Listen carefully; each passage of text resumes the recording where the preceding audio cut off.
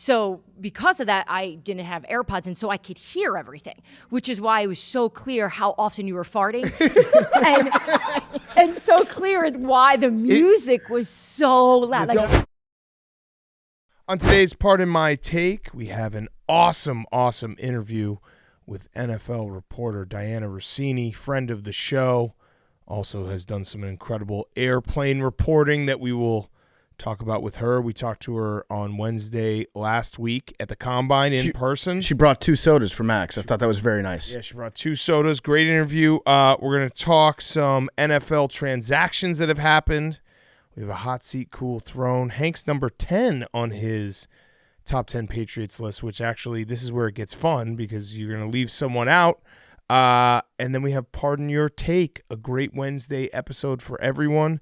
It's brought to you by our friends at DraftKings. Get in on the action with DraftKings Sportsbook, an official sports betting partner of the NBA.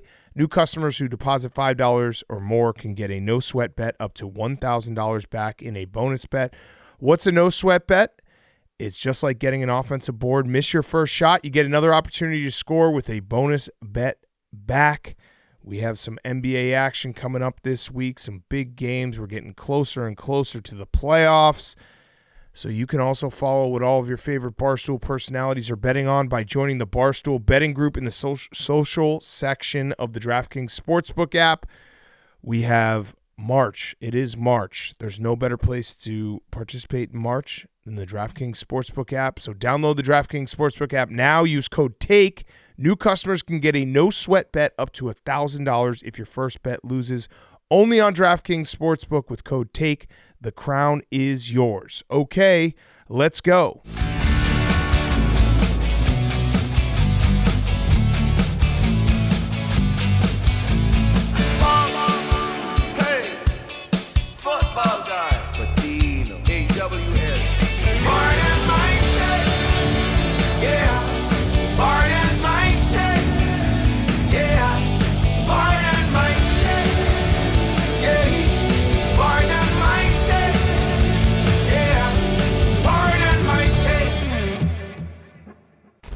Welcome to Pardon My Take, presented by DraftKings Sportsbook. Go download it right now. You can get a no-sweat bet with the code TAKE up to $1,000 back in a bonus bet. DraftKings Sportsbook. Today is Wednesday, March 6th, and I have a very important question for you, PFT. I have a very important answer. Okay. Should we feel bad for a man who's getting paid $39 million to not work? No. Are you talking about Hank? I'm talking about Hank. No, I don't feel bad for Hank. I'm talking about Russell Wilson. Russell Wilson has been cut by the Denver Broncos. We all expected it. That's the dream. Anytime a coach gets bought out, anytime a quarterback gets cut, and they've got this big dead cap hit, yeah, I would love to get paid millions of dollars to not work anymore. That is truly, schools should teach classes. If you want to prepare young children for how to succeed in America, teach them the best ways to get paid a fuckload of money and to not have to work at their job. But with all that comes the territory of being maybe the worst NFL trade of all time. Herschel Walker has always been the gold standard. Or sorry, Herschel Walker, right? Herschel Walker. The Cowboys dynasty was started with that trade, but Russell Wilson's trade, when looking back on it, the Broncos gave up 2 first-round picks. I think they gave up, a second-round pick, 2 second-round picks, a 5th-round pick, Drew Lock, Shelby Harris, Noah Fant, and they got back Russell Wilson in a 4th-round pick, and then they signed Russell Wilson to a $242 million contract, and he played for the Broncos for 2 terrible years. And, yeah, I think it might be one of the worst trades in sports history. I think there was a fleecing. It was. The Seahawks won this trade. We can officially declare that now. It was still up in the air. Yeah. But now we can say, the Seahawks, you dominated the Broncos. Congratulations. It's another win on your schedule.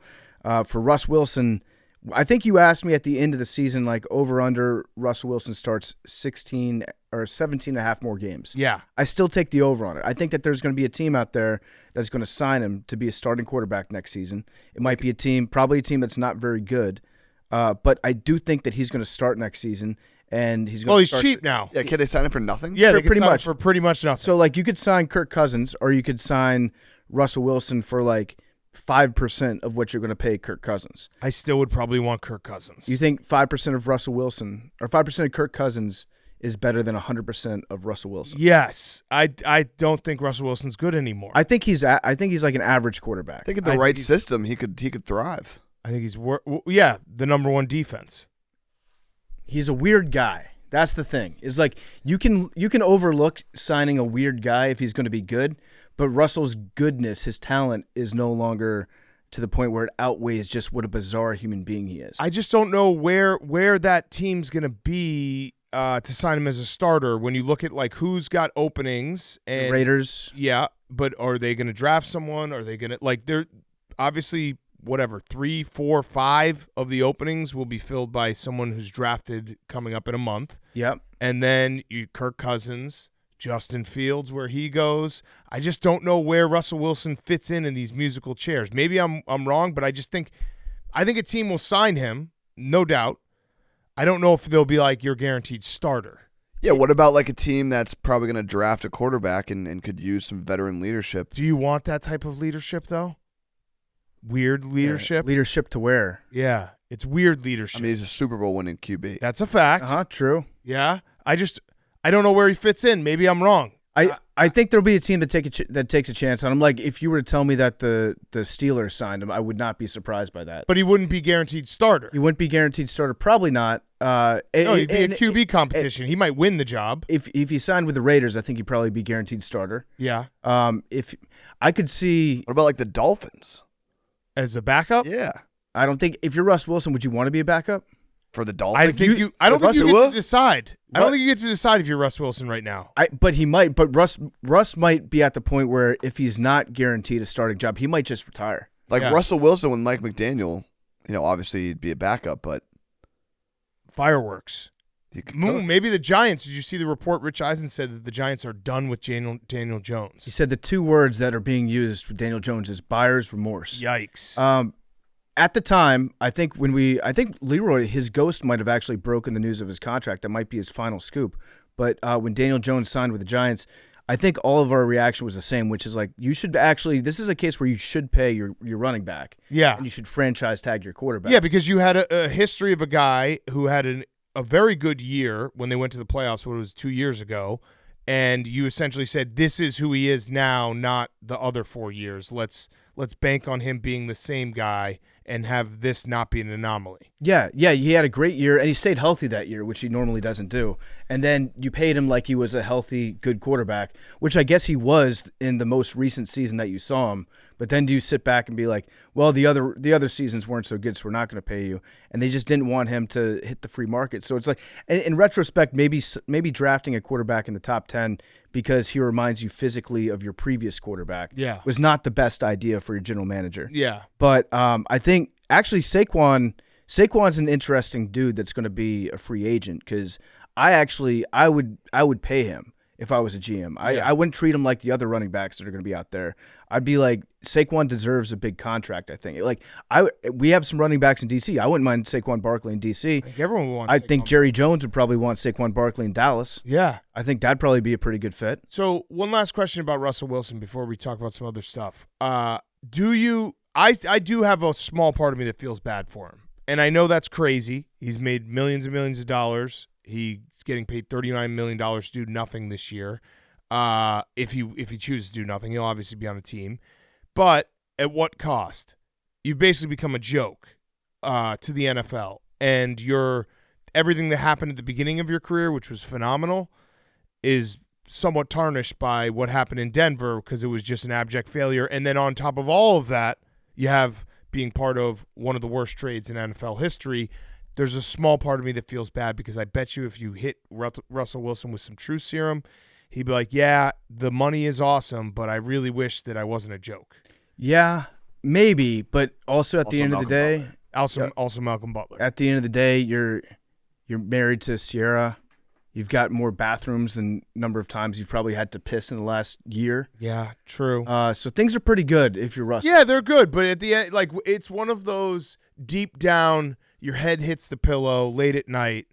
You're like, man, I wish that didn't all happen the way it did. Yeah, like things were pretty good in Seattle for me. Yeah. I had a fan base that loved me no matter what I did. That would have let you like age poorly and still stuck by you. Giving you a hero's retirement ceremony. Yeah. It would have been good. It would have been good for Russ to stay in Seattle. But I do think that there's going to be a couple GMs out there that want Russell Wilson that are like, I can bring back Russ. I can fix him. I'm going to let Russ cook. But then I think what do you think if we're doing dominoes, if we're talking about quarterback dominoes? Yeah. Because there's like 3 big domino pieces. What is the first domino? Kirk Cousins. Who reportedly is thinking about moving to Atlanta. Yeah, per Mike Florio at Pro Football Talk, not fan fiction. Mike Florio had some words for you, Hank. This is fan fact. He was not happy last night. I'm going to pull up the tweet. Mike Florio was not happy, and the first person I thought of was you, Henry Lockwood, because you've been giving him a hell of a time online. Hell of a time. Read it. I mean, there's like many shows do interviews. I don't know that that's proof of anything. Okay. So Well, he had That was the weirdest flex I've ever seen. he had 2 flexes. 2 flexes. Okay, hold on. So Mike I actually Florio thought said- that his Caleb Williams flex was pretty good the other day on Friday. Oh, he's been texting me being like, I'm so mad the Bears are going to be good. I'm like, I feel like you're tricking me. Yeah, I'm gonna pull up the Yeah. the Caleb Williams. He one. said, Read this one. He said last night, to the folks who try to dismiss our reports by saying we have no sources or whatever, you realize we had like 50 guests on our show last week from Indy, right? You realize pretty much everyone in the league reads PFT, right? You realize I've been doing this for 23 years, right? I actually Right? didn't realize most of that. So Yeah, you now I exactly, know. because you're a Mike Florio hater. But everyone reads PFT. That's subjective. Well, here's Not the thing. provable. Everyone in the league does. Having 50 guests, okay. Here's where You're on Florio. Radio Row. You can just pull. You probably pulled like the vendors off the street, and we're like, "Hey, how's the popcorn selling?" I'm gonna back our guy Florio for a second because he's in that weird gray area where you have the Shefties and the Ian Rapports who will just trade news. They have news. They'll give you the news. There's not opinion. Florio adds his opinion. So people then take it as, well, he's making things up and it's fan fiction. Florio's still doing reporting like Shefty and Rapport. He just has a little more personality behind what he's writing and the, saying like this may happen, this isn't happening, like here's a fun hypothesis. Florio is great for what we do because he throws out ideas and things that could potentially happen that get everyone's brain churning, not just this guy got traded or this guy signed or this guy got cut. I think where people get confused though is because with Rappaport and Schefter and Dianna, like they report facts. So when they're reporting something, you just assume it's a fact because they're tweeting it. Florio does that, but then also speculates. Yeah. Yes. So sometimes speculation. people are confused where they're like, "Is this a fact?" Well, you got to know your source. It's Florio. Sometimes, especially in the dog days of the NFL calendar year, where there's not a lot happening, that's when his mind starts to wander a little bit, and he starts connecting the dots and doing the tea leaves and all that stuff, and that's fun. But when it comes time to like analyze players' contracts and salaries and predict what's going to happen, he's a lawyer, so he is able to decipher some of the bullshit that's put out there, I think, a lot better than a Schefter would. And I like Florio. I always say this. He is more like Barstool than he thinks, like where, again, Schefter and Rapport are just driven by scoops, driven by getting reports. Mm-hmm. Florio's driven by page views, so he knows You're saying he's doing clickbait. I disagree. To an extent, like he knows dog days of summer, let me just write some crazy shit and people are going to click. But I don't Fact think, or fiction? Fiction. That's fan Okay, fiction. that You're is doing fiction. fan You're fiction fan on your fiction part. on him. You're fan fictioning him. This is Hank Florio. We've all seen the picture. You're at it again, Hank. And what Florio does, I don't think he does it for clicks. No. I actually think that the clicks. Come on. No, shut the fuck up for a second, Hank. I think that the clicks happen to be a nice byproduct of what he does. Correct. I just think that Florio gets crazy sometimes, and he puts these dots together that sometimes don't end up happening, but he does it to entertain himself and because he believes that he might be right. He It's also informed speculation. I don't think Florio ever writes something just being like this. There's no truth behind this. Let me just throw this out there. He actually does have kernels of truth that end up being popcorn. Yeah, he does hypotheses. Yeah. This Either could way. happen. I like Florio. Your entire life be a is Florio a hater. hypotheses. I know. That's what my whole point is. Like we're more like. Sometimes I just think he likes to get mad and be like, "How can people not, take me seriously?" Yeah. So he thinks Kirk Cousins. He's the best in the biz. He thinks Kirk Cousins is making some sort of family plan to move his family and his team down to Atlanta. Yeah. I don't know what that could possibly be. Like, is he trading in all of his sweaters at Kohl's? Yeah. He's getting T-shirts now. Yeah. He's getting just warmer clothes. I don't know how. My first thought was this is like a kids enrolling in schools thing. Yeah. But it seems like it's Looking house hunting. house hunting. Zillow. His wife is down there. Someone's friend's cousin is a real estate agent in Buckhead. And and she's actually taking a meeting with Kirk's wife. Kirk was spotted in Magic City last weekend behind the curtain. Yeah. Sampling the wings. I mean, the Falcons would be real, like if they signed Kirk Cousins, I would maybe pick them I would definitely pick them to win the NFC South. What are the odds right now? What are the odds on the Falcons winning the NFC? Can we look ahead at that? I don't know. Jake, can you look that up? Either cool. way, Kirk Cousins domino 1. Domino 1. I think Justin Fields domino 2. I agree. I think Jimmy Garoppolo. Remember him? Remember Jimmy? Remember Jimmy? No, then I think all the other dominoes are draft picks. And then Russell Wilson. It probably will go sequentially. He'll probably get signed before the draft picks, but I wouldn't be shocked if a team signs Russell Wilson then still drafts a quarterback. They do the old Andy Dalton. Right. Russ is our quarterback. Also, Mike Glennon had that happen to him with Mitch. Yeah. Also, here's Jaden Daniels. Yeah. Russ Wilson. Mike Glennon threw out the first pitch, and everyone was like, Mike Glennon time. Like, whoop, it's Mitch. What you got, Jake? Plus 1,400 to win the NFC Atlanta. I still don't like it. It's right in the middle of the pack. I kind of like it. With Kirk. Just based on the speculation of Kirk. The Vikings are plus 2,000. So another Florio tweet. We just spent 10 minutes with Caleb Williams. Condolences to the Vikings, Lions, and Packers. This guy is the real deal, and the Bears will have their first franchise quarterback since Sid Luckman. Yeah, no, he's jinxing. That felt mean. That felt mean. He's doing a jinx. We can't get into specifics for now. But we're getting very credible indications that Cousins is seriously considering moving his family to Atlanta. Yeah. You know what the original Magic said he was? We can't get into specifics for now. I could say that about anything and be like, well, can't get into specifics. It was Bethlehem. Well, he can't get into specifics. I believe him on this one. Okay. But I can see why some people would be like, how can we take this seriously? By the way, we screwed up on Sunday. We should have mentioned. I forgot. Well, I guess I would say that, and then I'd be like, wait, he had 50 interviews Super Bowl week, so. Well, it was Combine week, actually. Combine week. Yeah. Chris Mortensen passing away was sad. Mort was the original. He was the original newsbreaker. He was the guy who created basically the idea of like NFL news. I don't think that there was ever like a sports, like an NFL reporter that was on television before Chris Mortensen. Yeah. Like as a feature of a show. And he seemed like a great guy. I never got the chance to meet him. I don't know if you ever. No, I didn't. But he seemed, from what everybody else has said, he seemed like a really, like an outstanding human being. Yeah. And you could tell just by the outpouring of, people saying their stories about him and everything. He was just beloved by everyone. Mm-hmm. Makes me think sometimes how much hate do you think we'll get when we die versus love? Because definitely will still be some hate. I don't like to joke about death on the show, Big Cat. Yeah, that's true. Put John on Cena. your purple gloves. John Cena. Yeah. It'll be love. But there'll be some hate too. Oh, when Big Cat dies, somebody's going to post the Taylor Swift video. Yeah. Be like, this fucking asshole. Hope he burns in hell. It'll just be like, thank God there's one less man on the planet. Yeah. This is what being unhealthy does. I knew this was happening. Yeah. Yeah, like, all those donuts, we should have known. Also, there'll be some of that. Shout out to Mort, because I think the diagnosis of his throat cancer, which is a super aggressive type of cancer, was that like 2015? It was a long 2016? time ago. Yeah. And so he lived for, 8 years after that? So I don't know. It's a very sad day, and it was sad seeing like the tributes, because people that you watch on TV all the time that are always having a good time, joking around, laughing, they were like on the verge of tears talking about this guy. So I wish I got the chance to meet him, and he seemed like just a cool dude. Would you guys? Isn't it weird to think though, like, and it's morbid, but we'll eulogize each other. Like if one of us dies first. Like, Hank, if you died, PFT9 would be part of the eulogies, right? Who gets to decide that? Dibs. No, I think it's like the family decides, but I think they'd be like, yeah, PFT and Big Cat, you guys should say something. Like, there's multiple eulogies. Yeah, of course. If I died, PFT would definitely eulogize me. He would be part of the eulogies. I would speak. Yeah. I don't know if you would probably procrastinate until the last second. I'd be like, this is worse than doing the stand-up comedy. I think that if Hank dies, should have died. Memes should eulogize him. Oh man, memes.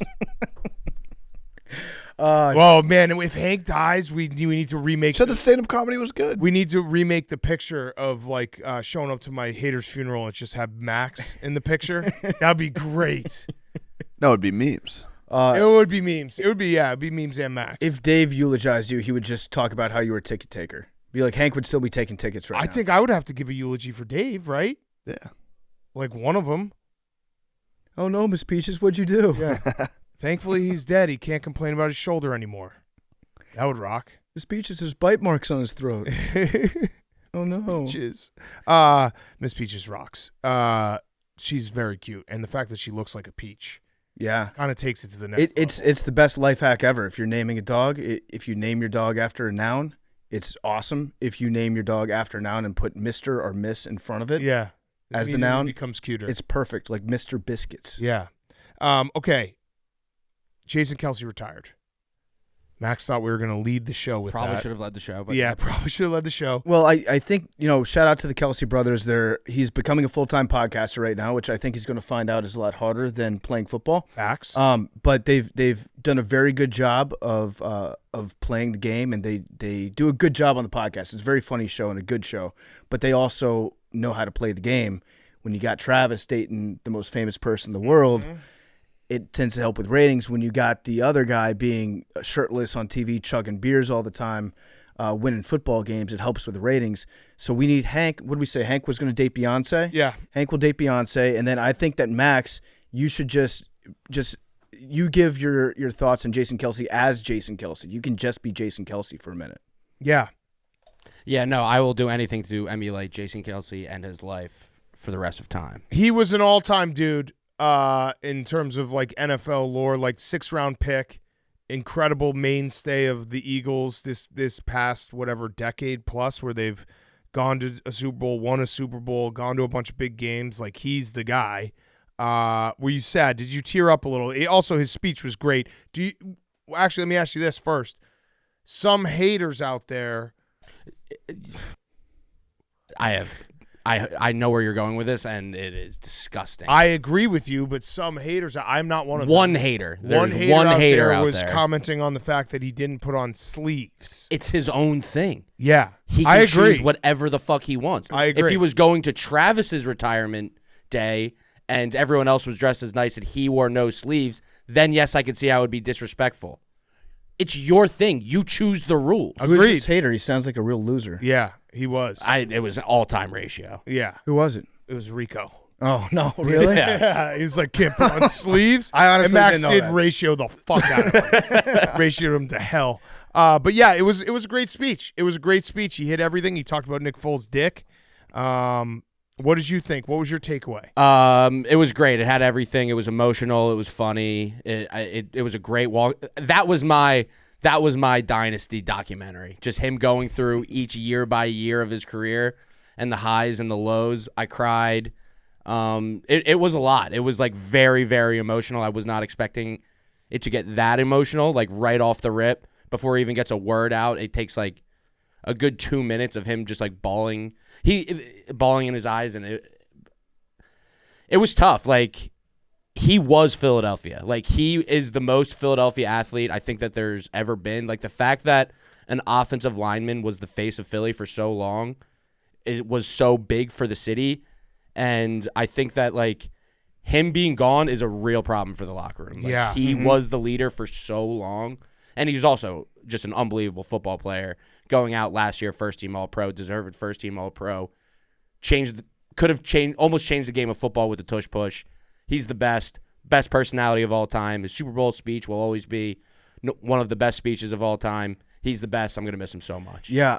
You bring up a good point, though. What happens with the tush push next year? Are they going to run it?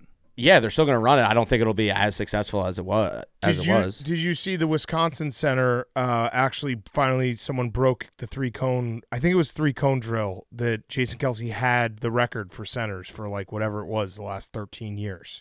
So maybe you draft him. Good. That's fine. Pass the baton. He definitely gave like a blueprint for other Philadelphia athletes. Yeah. Like, I feel like Bryce Harper, he wants so very badly to be what Jason Kelce is. Nick Sirianni looks in the mirror and he sees Jason Kelce. Yeah. It's good to have a blueprint, though. It's like you have somebody that everyone wants to emulate, and if everybody could be Jason Kelce, then you'd be very, very happy as a Philadelphia sports fan. Yeah. Mount Rushmore of 6th-round picks. He's on it. He's the Mount Rushmore of Eagles athlete. Yeah. You might Mount be- Rushmore 6-round picks. It's Philly athletes. Tom Brady, Antonio Brown, Terrell Davis, and then Jason Kelce. That's good round. That's a great That's round. a great Those are round. some Yeah. great picks right there. Yeah. Also, first team All-American beer drinker. Yeah. That dude loves beer. I love how much he loves beer. Yeah, he's the best. Mounds Got to are get him on always the pod. He's we hung out with him once. Yeah. When? 20 Probably 17, 17, I 2016, wanna say? 2017. It was That's- was it it was- Chris's this is the apartment? first it was hearing of it was this. Bo Allen's apartment. Oh yeah. And it was Chris Long, Bo Allen, and Jason Kelce, and we just like hung out. And, Brent Selleck too. yeah, and Brent Selleck, and we just hung out for I don't know 3-4 hours. It was awesome. Drank Great beers. dude. Yeah. You didn't know that? No, this is the first I'm hearing of this. Have you ever hung out with him? No. Oh no. You know what? I'm actually surprised he didn't mention us in his speech. I hate that that- was a great night. It's a great hang. I hope so much that he hates Max. Yeah. That would be so good, wouldn't it? Come on, don't say that. That would. Well, you're appropriating his you. culture. Yeah, that's Yeah. true. That's true. Yeah, his culture's not your costume. you just Max. told me that I have to appropriate. You his look like a culture. guy that gets dressed. You look like a guy who's currently in costume on Halloween, dressed up as slutty Yes. Jason Kelce. Like he grew out his hair whenever his hair was growing out. That's when I started to grow out my hair, and then I just never looked back. You're Like, very, he you're is very, my you're very inspiration. unsettling in a hat. I just want to look like him. I want to be him. Great hats. They're going to be out on Thursday. The Just Cover hats. We got all new gambling merch for March Madness. I don't look good in a hat, You but don't look you good will in a look hat. better than me in this hat. I told Yes. Max before we started that he looks like if when Forrest Gump went on his cross country run, he just somehow got fatter. Yeah. That's, I mean, Well, we workshopped that. I said I looked like Forrest Gump. You said you look like True. if Forrest It Gump was a got workshop. fatter. It was a yeah. workshop. yeah, credit to Max actually. Yeah. Yeah, credit to me. It was a workshop. But the fatter part was funny. Okay, what else do we have before we get to Hank's number 10 Patriots? I saw a pretty hilarious fan last night at the Clippers Bucks game. Okay. Did you see the guy from Taiwan? No. There was a guy that flew in from Taiwan, and he held up a poster that said, like, I flew 15 hours or whatever from Taiwan to see my favorite player, Oh, no. Russell Westbrook. Oh, Didn't play. didn't play. Brought all his jerseys. The man was wearing 15 Russell Westbrook jerseys. Oh, my God. All on top of each other, and he started to take them all off, showing the different layers of Russell Westbrook. But And at least you got to see Giannis. yeah, at least he got to see Giannis, which is nice. That would have. But yeah. I thought you were going to say Giannis, and that would have because he got ruled out like an hour before. But he was definitely like on a plane overseas, and the news broke that like Russell Westbrook hand issue. That's brutal. That's a tough flight. That's a tough flight. You can't. And all your bag is just filled with nothing but Russell Westbrook jerseys. Yeah, I think we're at the point though with the NBA that you can't make a long flight to try to see your favorite player with any type of confidence anymore. No. It's on you. You have to actually be in touch with the player beforehand and let them know, like, hey, Yeah. I'm considering spending $5,000 on this flight from Taiwan. Would you just promise me that you're going to play that game? Yeah, you need to find like a week where they're at home for a straight week and be like, I'm just gonna take the whole week because then I might have a good chance of seeing my favorite player play. Yeah, but I think, Hank, no disrespect, I know that I did crown the Celtics Eastern Conference champions. I think NBA champions on Monday's show. Mm-hmm. I think I'm going to ride on the Bucks.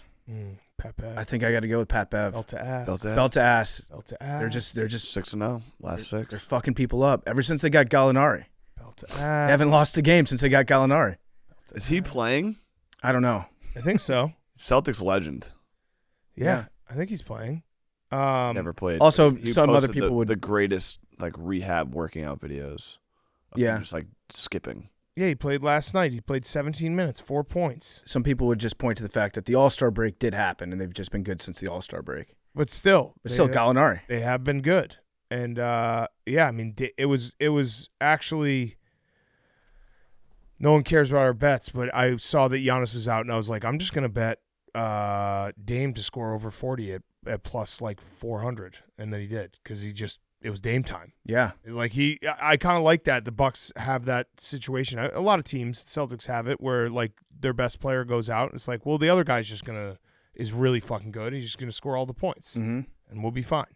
Okay, Hank, do you want to do your number 10 Patriot? Yep. Now, Hank, This is big. yeah, before you announce number 10, I want to give you just a little bit of background here. Well, it doesn't matter because the list has already been locked in. So we are, yeah, I know, but we already went from what, 6 to number 1? Is that what we did? The top 6 or top 7? Yes.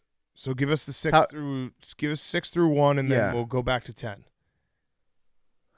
Dante Hightower 6, Ty Law 5, Julian Edelman 4, Teddy Bruschi 3, Rob Gronkowski 2, Tom Brady 1. Okay, so when we left the combine on Thursday, I was hanging out with a couple coaches and a couple GMs, not to brag, but I got a big slap on my back. And before I turned around, I said to myself, that's a coach who's too big and intimidating to coach in the NFL anymore. Mm-hmm. I turned around, and it was Mike Vrabel right there, and he was like, "What's up, bitch?" which is the perfect Mike Vrabel way to say hello to you. And the first thing that I talked to him about was the fact that you're doing your top 10 Patriots of all time list, and you haven't announced numbers 10 through 7 yet. And he said, "Tell Hank if I'm not on that list, I'm going to beat his ass." So just no pressure. Well, it doesn't matter because the list is locked in. That was my point. Like I can't Right. You can't change it. retroactively. I know, but just so you know, no pressure. I hope you put Vrabel on there because he's going to beat your ass. I would love to watch that. Dude, he would kick your ass. He would fuck you up so bad. You'd be crying. You'd be bloody. Oh, So would you. yeah. Yeah, but I'd put him on my top 10 list. Yeah. He doesn't want to beat Who my said ass. I didn't? Okay. Oh, we'll so see. who's number 10? With that being said, number 10, Randy Moss. Randy Moss. Yeah, only player on this list to not win a Super Bowl, but he was that good, that exciting, record breaker, Best receiver all time. best receiver of all time.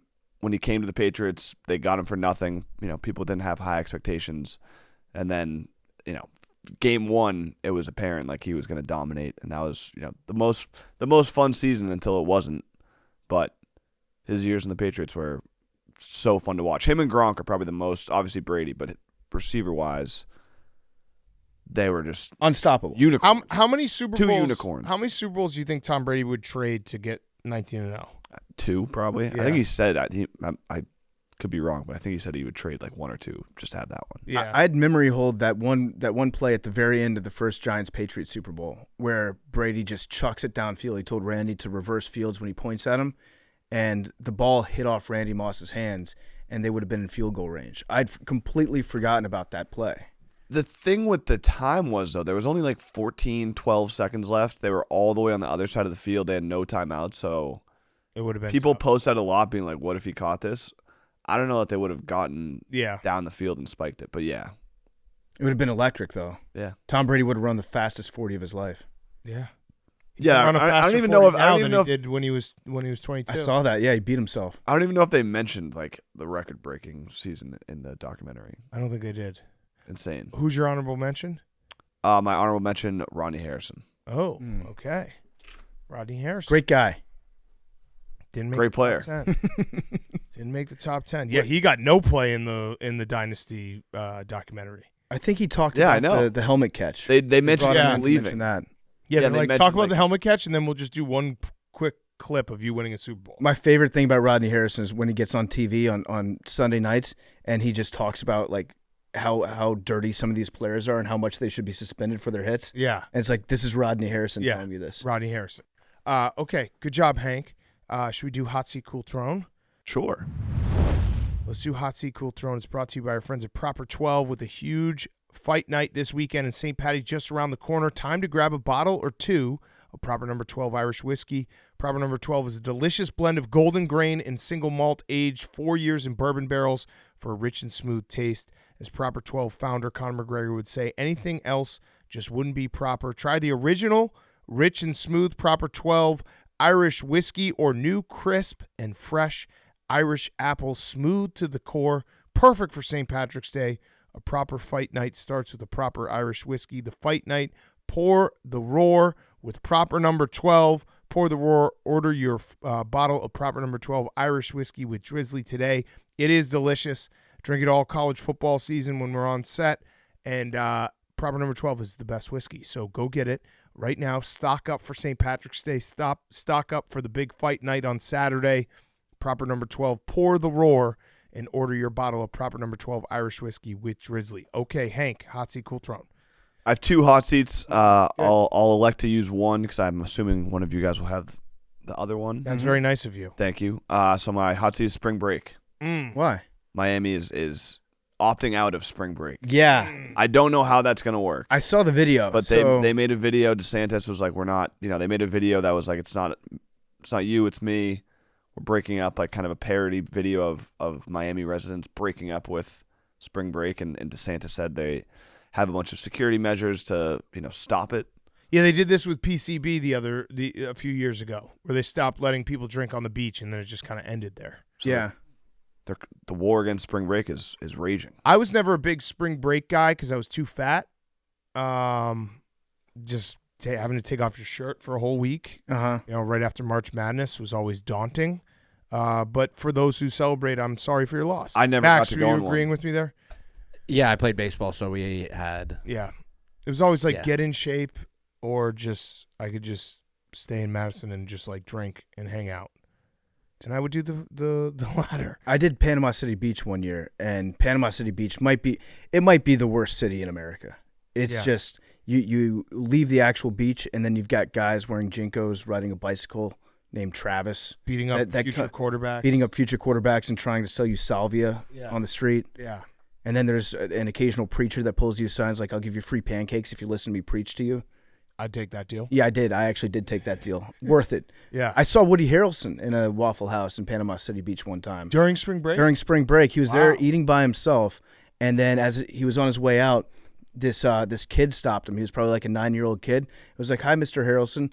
And then Woody asked his dad if they could go out to the parking lot so his son could ride on Woody Harrelson's bike.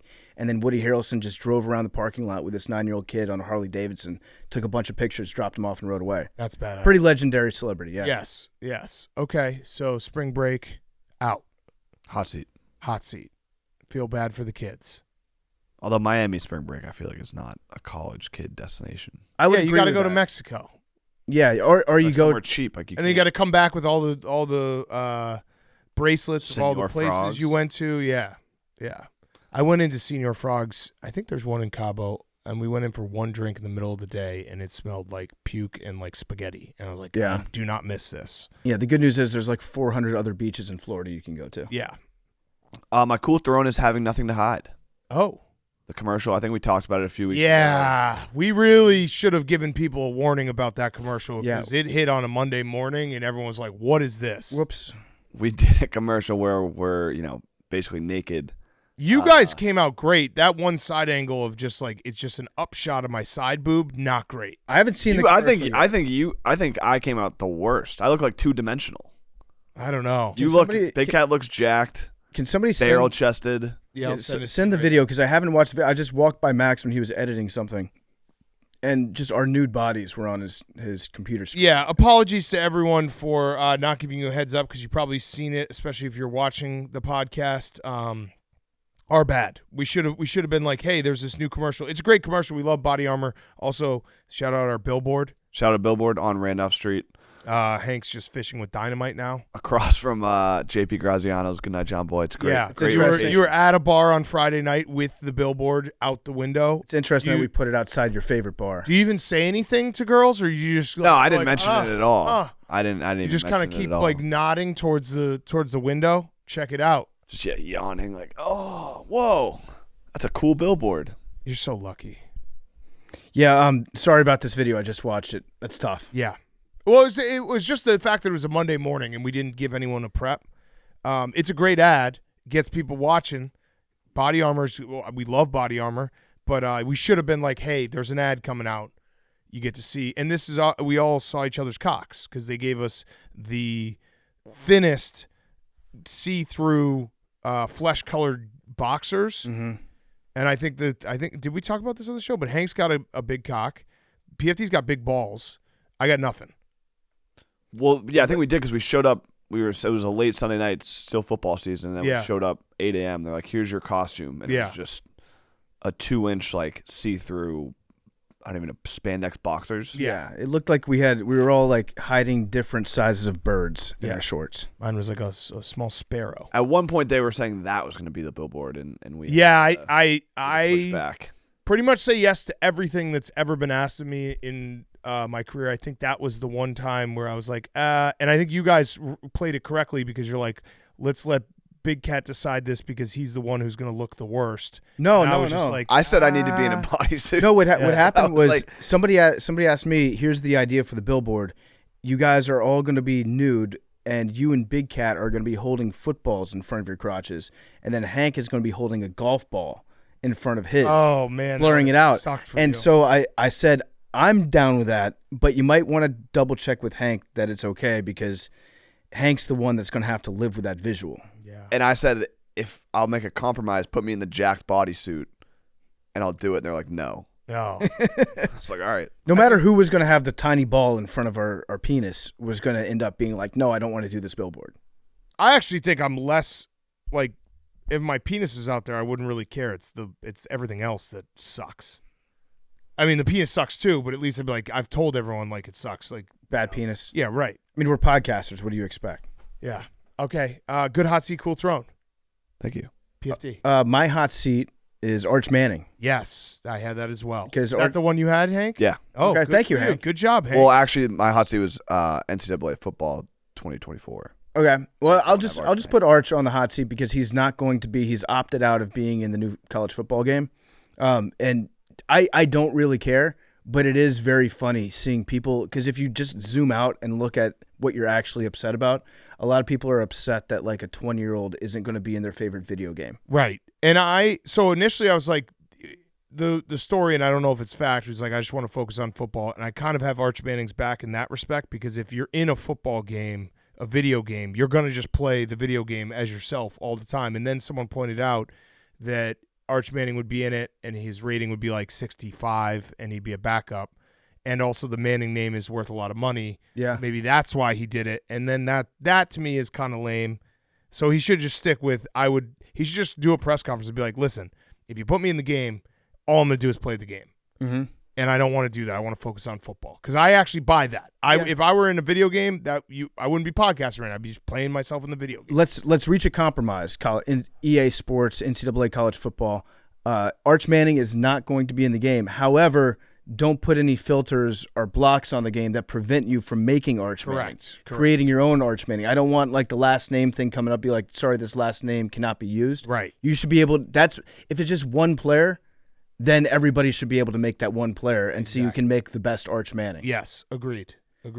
I have another hot seat, just real quick. Charlotte the Stingray still hasn't given birth. Uh-oh. It's fucked up. I don't think that she's actually pregnant. I still think it was a lie. I've been on Stingray watch for the last like 3 weeks. That bitch ain't pregnant. My cool throne is I'm gonna put Chris Clemmer on the cool throne because I've been watching his solitary confinement stream for the last couple days, and he is. I think he was built for this. He seems to be having no problem whatsoever living in solitary confinement. Yeah. It's insanely entertaining somehow.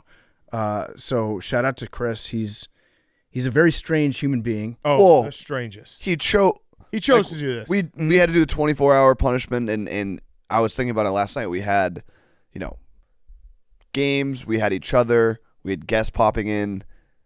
It was still one of the most miserable experiences of my life. I've been in jail with the Brady for maybe 9 hours where we were locked in a cell. Absolutely miserable.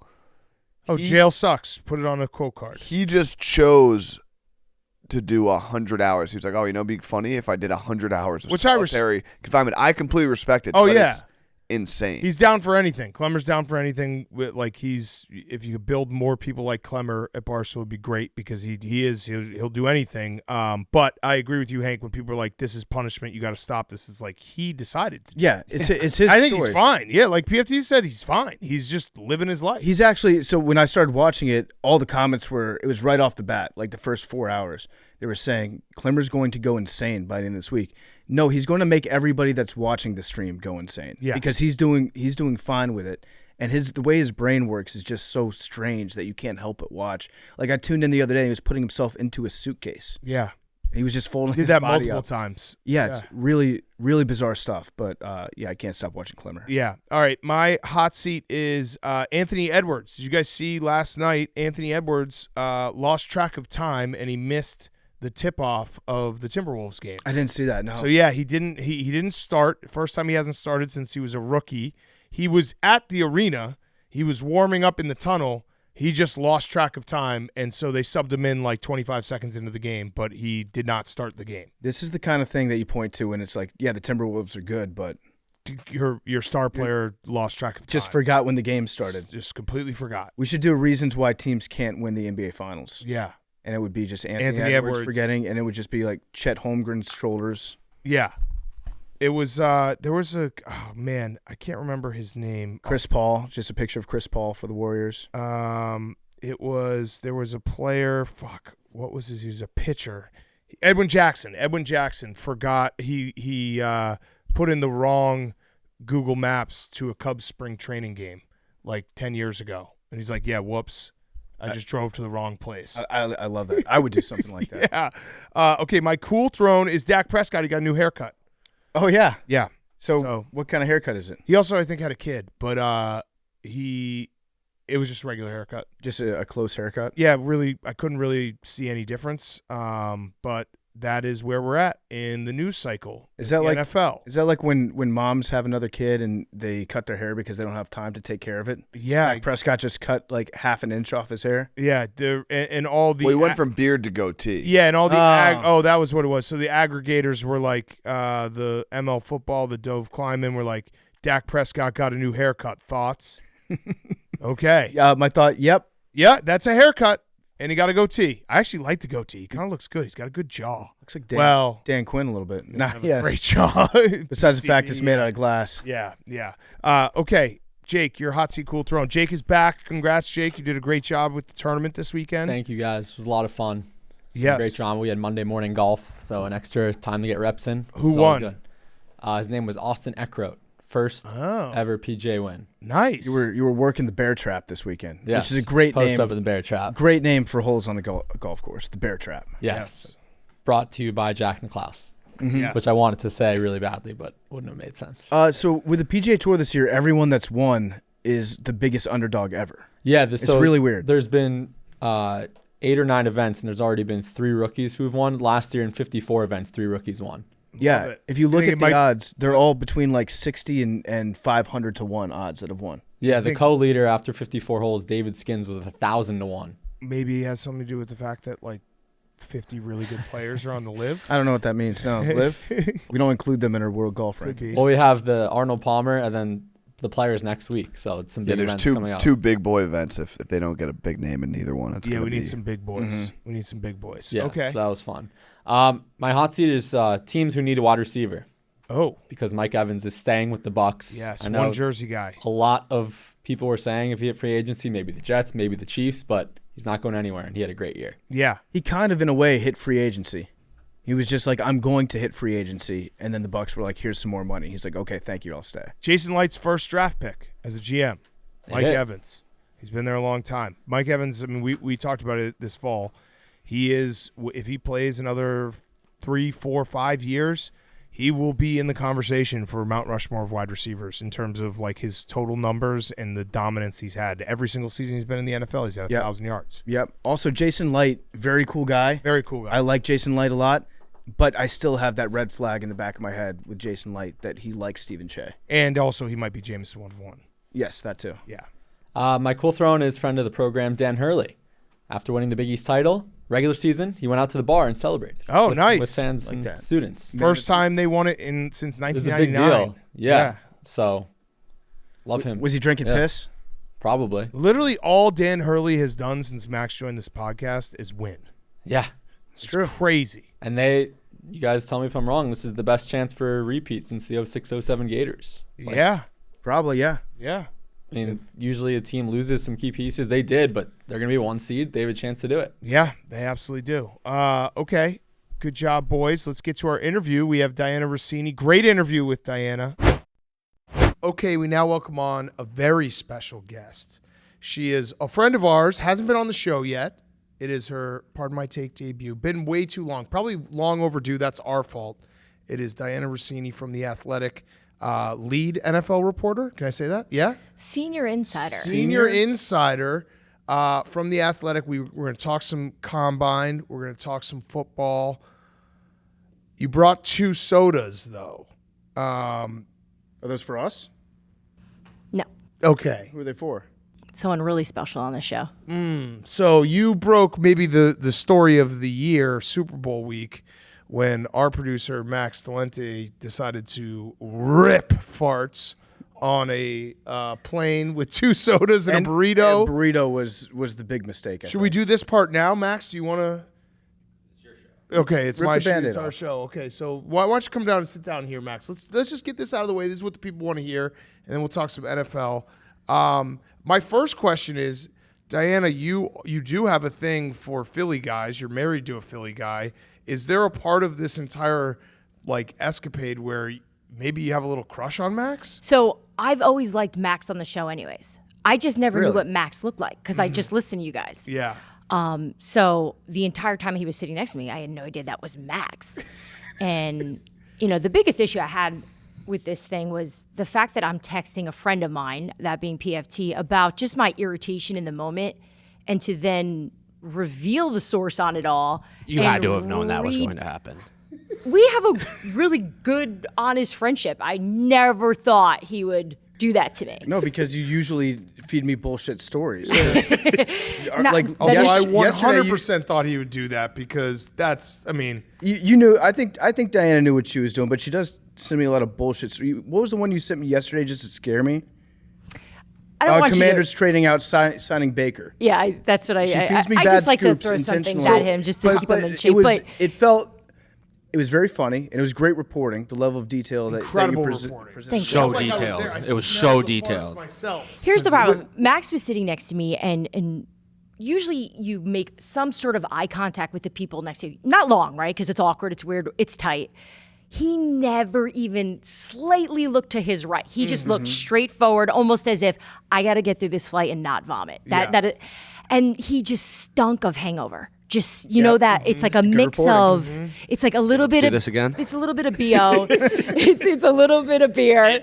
It was, I put on clothes. I got right on the airport. It was panic time. I thought I was missing that flight for sure. Yeah, you made it. You were fine once you sat, but I could. The sweat was. It was obvious. You were sweating. I also had 20 minutes once I got to the airport to get through security, get on the plane, and get food. Yeah. So we've all been there, right? We've all been late. But Yeah. I don't know about you guys, but I just grab a bag of chips, something quick. That was the smart play. For You get sure. the dry, Yeah. shitty Just turkey sandwich the that big, everybody hates. hot, saucy, meaty, beefy Burrito. Yeah, it was. burrito. Yeah, no, I And then regret the it. I two regret it. sodas. The two And- sodas. The two sodas the is crazy the two sodas I part. will fight to tooth and nail. I obviously am well aware what I'm in for when I see the man next to me eating the burrito. I knew I was in for it. I was like, you knew it was bad, but then the two sodas, you're like, whoa, this is very bad. It was two. It was actually three. We've been misreporting. No, because it was. This is wrong. No. It was. is wrong. It was the two Pepsis and then No. the Mexican This is orange wrong. thing This that is is just wrong. all sugar. This is wrong. I went to the burrito place, got the Mexican orange soda and a water. That's never saw you drink reported. the water. Never saw you drink the water. That's a fact. That is a fact. And then they came through, and I was asleep probably when I was farting. Correct. During the soda call, and then they came back to me and said, "Oh, you were asleep for the beverage. Do you want soda something?" call. The soda The call. soda call. and soda lady that's came when I got by. the Diet And Coke. that's when you got and you chugged that thing. You threw it back. I was thirsty. I missed the. I was dehydrated. And I'll here's the say thing, that. I usually listen to podcasts on a plane, Yeah. but I was trying to catch up on work stuff. So I was in text mode and taking notes based off my text of stories I was trying to chase at the Super Bowl. So because of that, I didn't have AirPods, and so I could hear everything, which is why it was so clear how often you were farting. and so clear why the music was so loud. It's not once gonna- you- Well, the music That's was. the part that who's concerns me the most. hungover and listens to, yes. to techno? Well, it was just It was one of the. It was so I loud. Played something, and then it went into a Mix. of Yeah. like this song that you played, and I was Spotify in a bad radio. spot. I didn't want to pull out my shit to change anything. I was Yeah. like, all right, I'm in this zone. Let me just stay here. I'll listen to Let me this. fart my way out of Well, this. I also didn't know. I didn't know I was farting. Well, you had two sodas, dude. The farts were before the sodas. Well, no, they're probably after. I don't Do you think the remember? sodas Do you help. remember when I got up to use the restroom? Yeah. Okay, so I was wearing like a sweatsuit, and it was like a little bit of a crop top, and I remember thinking, I don't want to face this guy with half my skin out, and straddle him, but I also don't want to put my butt on him. Like I had to make a quick decision. Yeah. And so on the way there, I went back, and the way back, I went front. I try to make eye gave him contact both with you. views. Yeah, I try to give him like the courtesy, like, hey, dude, sorry, I'm giving you a lapper, like while we're going to the bed. Yeah. And I could have been naked. You weren't even going to look at me. You're That's just respect. like. That's respect. Well, So you're, Dianna- you're obviously very happy, man. When yeah. but you weren't going to see anything. You didn't want to see anything. You just didn't want to obviously continue farting and vomiting. So Dianna, afterwards, did it dawn on you, like you're on the plane, you're working on all these stories for Super Bowl week. Did you realize, did you have a moment where you're like, and the biggest story of Super Bowl week was sitting right next to me? I did not realize that until I got to Las Vegas. And you guys did the show, and people were stopping me all week long. I 3 times as a different party, and people were sending me over soda. I was like, that's cool, but That's no thanks. Max's life now. So Yeah, that's my life. But I obviously felt terrible Delivered about 6 sodas. Today. I apologize that you're associated with all these drinks and obviously the farting thing, which everyone is guilty of doing on airplanes. But I'm sorry that he aired that all out. Our friendship has changed completely since I'm then. not sorry. Yeah, I'm not sorry either. not I don't sorry. retract my It was report. great. You can That's- retract this- yours. What you did, that's the best thing that's ever happened to the two of them. Yeah. Oh, absolutely. yeah. And you had to know, I don't think that you're innocent in this because content is what drives this whole thing. The second you sent that text, it was being said on air. But the thing That's is, how it I was works. in a bit of an irritable mood, right? I didn't sleep You much. sat next to a farting guy. And, no, and Fat even the guy farter. next to me was hungover and eating. So I was Yeah. stuck between these two guys. And Hank made the best point. Why was I sitting middle seat? Yeah, and, the and, Athletic you know, not doing just- so well. No. I actually I gave was vile. my first class seat up To a troop? to someone in the service. Yeah, So, yeah. Thank you. but then of course that is not the truth. I really just wanted to be part of all the action and economy. 'Cause, Yeah, you know, we know Donnie knows all of that. So Yeah, I figured you that's got that's where the fun times are in economy. So here's the thing. I've flown now twice since then, and both experiences I think I miss you a little on these Yeah. flights. So No. Yeah. by the way, I found out after all of this, we have tons of connections in Philadelphia. Oh, I got that too. There's like weddings that I Yep. guess we've been at together, or our friends have been, or something. Because it's yeah. Philly, right? Everybody knows everybody. It's just one family. So you've probably been around Max farting before. Correct. So Yeah. I am now just used to the scent. So it's good to be back with you, Max. So, Natural scent at this There was a point. moment when it was like right as she was texting me these updates, as they were coming in, we're sitting in the hotel room in Vegas and we're getting ready to record the pod, and you looked over me and you had this sheepish look on your face and you were like, was your friend Dianna on a plane today? And you knew even before I brought it up. So it was like in the back. I think you might have recognized her, but you're like, I really hope that wasn't her. Yeah, that is correct. But I also didn't know of the farting. I knew about the burrito though, so I was like, so I remember. But those are sitting one and the down. same. You put a burrito in that body, it's going to but produce it's also farts. like It's a if fart if I'm machine. awake, I'm clenching. I'm like making sure that. You're like an easy bake oven for farts. You just like put the food in and boom, it's farts. Correct. But the thing is, it's like if I knew I was farting, it would have been a different. Yeah. Situation. Wait, is there any possibility? I'm not questioning your reporting, Dianna. Obviously, this is a wonderful piece of journalism. Is there any possibility I that want you to ask this that question. no, you do? The other guy that was sitting next to you that was also hung. Was there a second farter? So I'm really glad you brought him up because he also chose to eat a sandwich. He didn't go burrito style. And he was one of those type A types. Like I could tell, like he would take a bite, wipe his face. He was the Not complete Max. Not a farter. opposite Yeah, not a farter, of, yeah. of the man to the left of me. Yeah. But I could tell he was struggling too a bit. So that flight from Newark to Vegas was about 5.5 hours. So yeah, that was up there as one of the worst flight experiences I've ever had. And I've thrown up on flights. So, Yeah. Yeah. But that probably topped it. Sean McDermott will use that as a lesson before training camp. I also ate the burrito extremely fast. I remember fast. thinking that. I'm like, this guy is a freaking animal. I also I got about like 75% of the way, and I was like, I don't want this anymore. But then, if you think about it, what do you do with a quarter of a burrito? Like, You like, got wrap You it were up. done You with got- that. Like I yeah, think you by the gotta time make- we took off. So I was like, I need to finish this. Yeah, you need before we start moving. you need to make because more if you farts. have an open burrito, Right. As a like you can't. It's not like a sandwich that you can like put back in. Right. You're like unwrapping it as you're going. So I remember thinking I was like I hope. Yeah, you I hope basically nobody sees this, but I need to finish this immediately. Obviously, right? I'm sitting right next to you. and get to fart making. And the thing too, I is get to like, sleep was really, but I guess those were one and the same. obviously I was a little Yeah. irritable, right? And the fact Yeah. that I just needed a vent to someone, and you just happened to be the victim of it. Well, no, POJ. what happened was I tweeted out a picture of Miley Cyrus on TV because it's a Grammys night, and Max was standing in front of the TV, and you saw that, and you were like, "Is that guy you just tweeted a picture?" No, this is that when Max? we landed. I Yeah. was like, wait, that looks like Burrito Boy. And that's when I texted you. I said, Yeah. hey, is that a producer of yours that you just took a No, I said, who's that man in the picture? That's what I said. And then you're like, that's Max. I'm like, oh, I love Max. Oh my God, that was the guy next to me though. Ew. Yeah. So Max, are we cool? Is everything cool between you two? Yeah, You said that she was your mortal enemy. in the moment you were, and I still kind of think that. Okay, so then you know what? That's good. Keep the grudge alive. Maybe you have to give him some type of insider information about the Eagles at some point to make we it could right. try that. Yeah. Yeah, I that's have some Max. stuff for Come on, you. I'll negotiate for you, mean, Max. yeah, no, this would be good. This would be yes. All right, A well, tip. we'll text. Just, Okay. just Yeah. don't Alright. do what he does and read them Yeah. out loud Yeah, to that's people. I true. told that's not fair because I told you they were going on the show. Yeah. And also, the minute you said it again, that's, Yeah, you knew. Yeah, You knew. I think you knew what you were doing. All right, Dianna, we're at the combine. Now we can talk some football.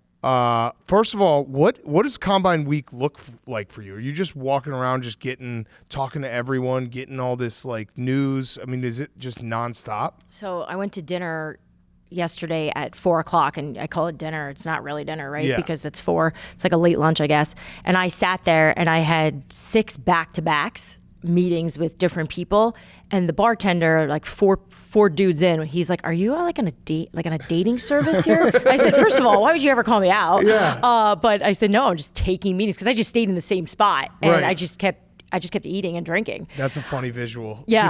Just a revolving door of Just a bunch of coaches. NFL dudes. Yeah, just all different people, agents, coaches, GMs, one owner, just having conversations, catching up, just kind of talking about things that are coming up. And most of the conversations I'm having now are really just, how you doing? You know, Yeah. no one really wants to get into the football stuff just yet, but I'm not traveling as much anymore because I changed jobs, as you guys know. So for me, it's really just getting back in front of people's faces and being like, hey, I'm here. Yeah. So you left ESPN. You're now my coworker at The Athletic. I write the Premium Plus newsletter. Oh my gosh, You I know. report. What was the thought process like when you switched over? Are you like any regrets about leaving ESPN? Because I know a lot of people, they're scared to leave ESPN because of the magnifying glass that you're under, like the microscope, the megaphone, whatever you want to call it. Like there's a spotlight that people think about with ESPN, and then to go out on your own is like, okay, a little bit different change of pace here. Yeah, I was scared out of my mind. It was one of those situations where you got to move, you know you have to change it, but comfort's awesome. Like I like to be comfort. I got 2 kids. The Athletic gave me just a pretty incredible opportunity to get better, actually, and I think it's been a really good few months. But that first week when I took the job, I was a disaster. Just trying to understand, like, did I just jump off ship of the best place to work for what I do for a living? You know, it's ESPN. They're still a gigantic, media outlet, but I figured after about 2 weeks, and I started to actually write and do things with The Athletic, I was like, oh, it doesn't matter. As long as you have information, that's all you need. Yeah. And The Athletic's great. Like I read it all the time. There's always great, like, plugged in people, and you fit in seamlessly there. I have one question about your job that's a little weird. It's a 2-part question. So one of the hardest things I think you probably have to do, and you could tell me I'm way wrong, after a game, when you're trying to talk to a player coming off a field, how do you approach that? Because I see that, I'll see on TV, it's like, oh, there's Dianna talking to, Travis Kelce walking off the field. Like, how do you, because it's got to be like a touch and go situation, I'd assume. Well, if it's a good situation, it's easy as heck. It's, Right. hey, Travis, how are you? Yeah, You just awesome, you lit won. it up. Oh, how's Teller? Yeah. Like that's easy. That day was bad. There was you probably saw it on Instagram. I was walking off with Travis after they lost to the Jets. And, I mean, if you have relationships with these guys, they know what you're doing, they know who you are, and they're just talking knowing that whatever they're going to say probably is going to hit the print and be on television. But I don't think talking to players after games is really that difficult. But if you have a good relationship, that's usually where it can come handy. And think about, most of the times after games, you're talking to the happy people. You're not, right. You're very rarely going up to Brock Purdy one-on-one on the field being like, so this stinks. You lost Super Bowl. So, all right, so the second part of the question is I would assume it's happened many years in a row, but I know this year you were in the locker room after the Super Bowl. Do you go to the losing locker room at all? I do. I always swing in there first just to see if anyone's acting up or crying, or if anyone just wants to talk about situations, because that's usually when they're in their most raw state of right after they lost. So I did. I circled, and I always just kind of try to follow my instincts on things. And I'm like, I think I should probably go see what they're doing in there, especially the type of season the Chiefs had this year, knowing it wasn't as easy as it had been in the past. I bet you they're going crazy. Yeah. And oh my God, I have never seen a locker room like that after a Super Bowl win.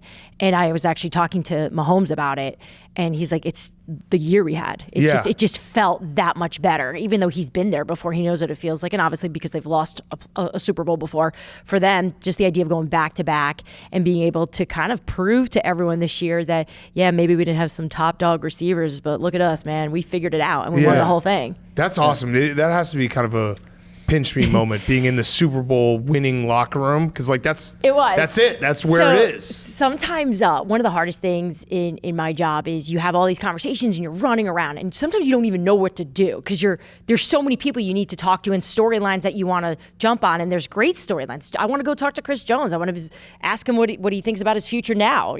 How badly do you want to stay in Kansas City? I want to go up to Travis, talk about what this feels like.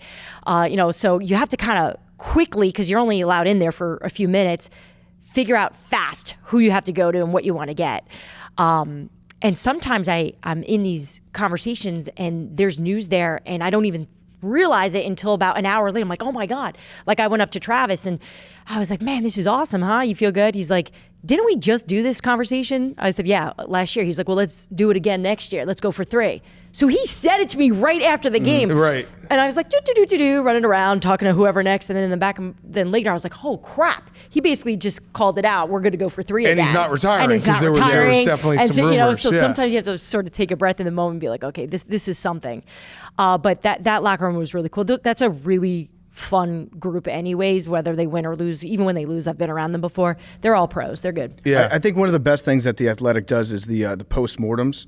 Whether it's like a coach that got fired and they go back, they review all the shit that happened there, or a season that didn't go the right way. The Athletic does a very good job of covering like the dysfunction.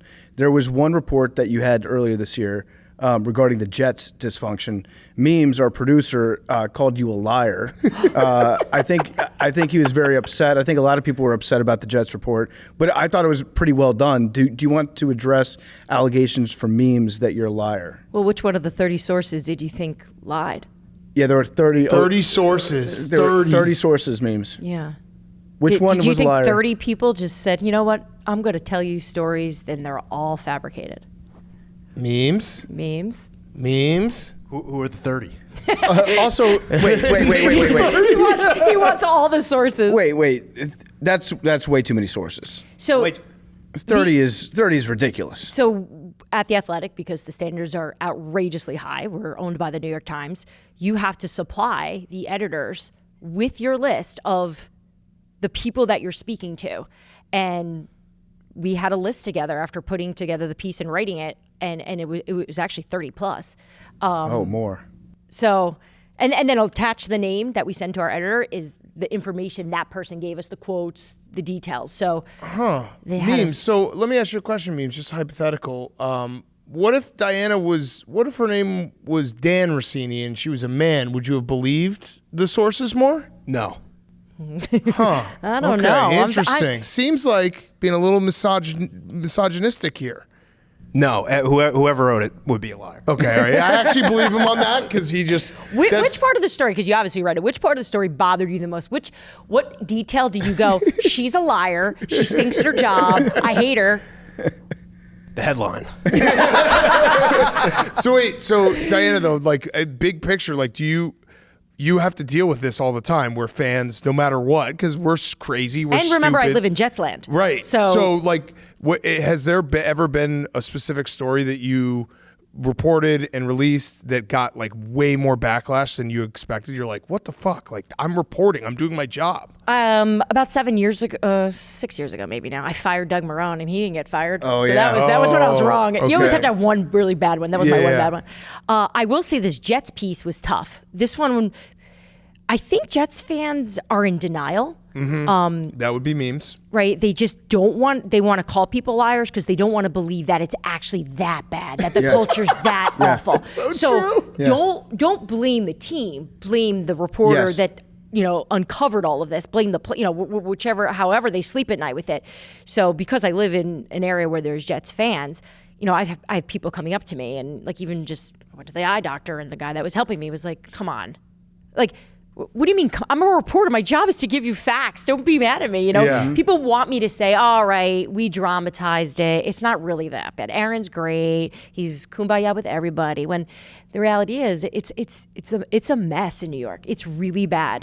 And Per 30 It sources. is true though. You're absolutely right that Jets fans, for some reason, they're like, this isn't the truth. Where like, if you wrote that story about the Bears, I'd be like, she probably missed some things. correct. Yeah. Like, it's probably way worse than that. So a lot of people have been asking me how I've been managing the Jets since then, right? Because you would think they would hate me, right? They're great. I love the Jets. Like I talk to all of them still because they You know did I your know, job, and they and you know did your they know job. it's accurate, right? It's when you're wrong. That's where the tension comes with teams, or if you don't inform a team that a piece is coming out, and that's something that we do at The Athletic. If we're going to put out something with that much intel and information that's going to make the owner, the coach, the GM, the core, everybody, the OC look bad, you have to call them and say, here's what we're doing. So New York was well aware of everything that was coming out. Yeah, it's got to feel kind of awesome though because you're really good at your job, and when you do it well, and there's going to be people like memes, they're going to be like, you're a liar, and it's like,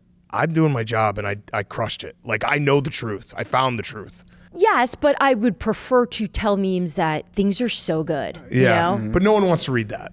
True. Yeah. But I am working on a bunch of pieces coming up where it's just like how teams have survived issues that the Jets didn't figure out, like the Cleveland Browns, how they were able to have success after Joe Flacco. Deshaun Watson goes down. Like, Maybe right? the Jets should Why have didn't the gotten Jets Joe do that, right? Flacco. So sometimes taking the bad stories and focusing on the dysfunction, you can then go highlight some of the teams that are doing it right. But again, most That's people smart, like the dysfunction. Like I did a whole story on the Panthers as well, where it was like Hunger Games in that place behind the scenes of everyone killing the other to just stay alive and not get fired by Tepper, and it was a mess. It seems to be better from what I understand now, but that, if you remember, that's when we did that story.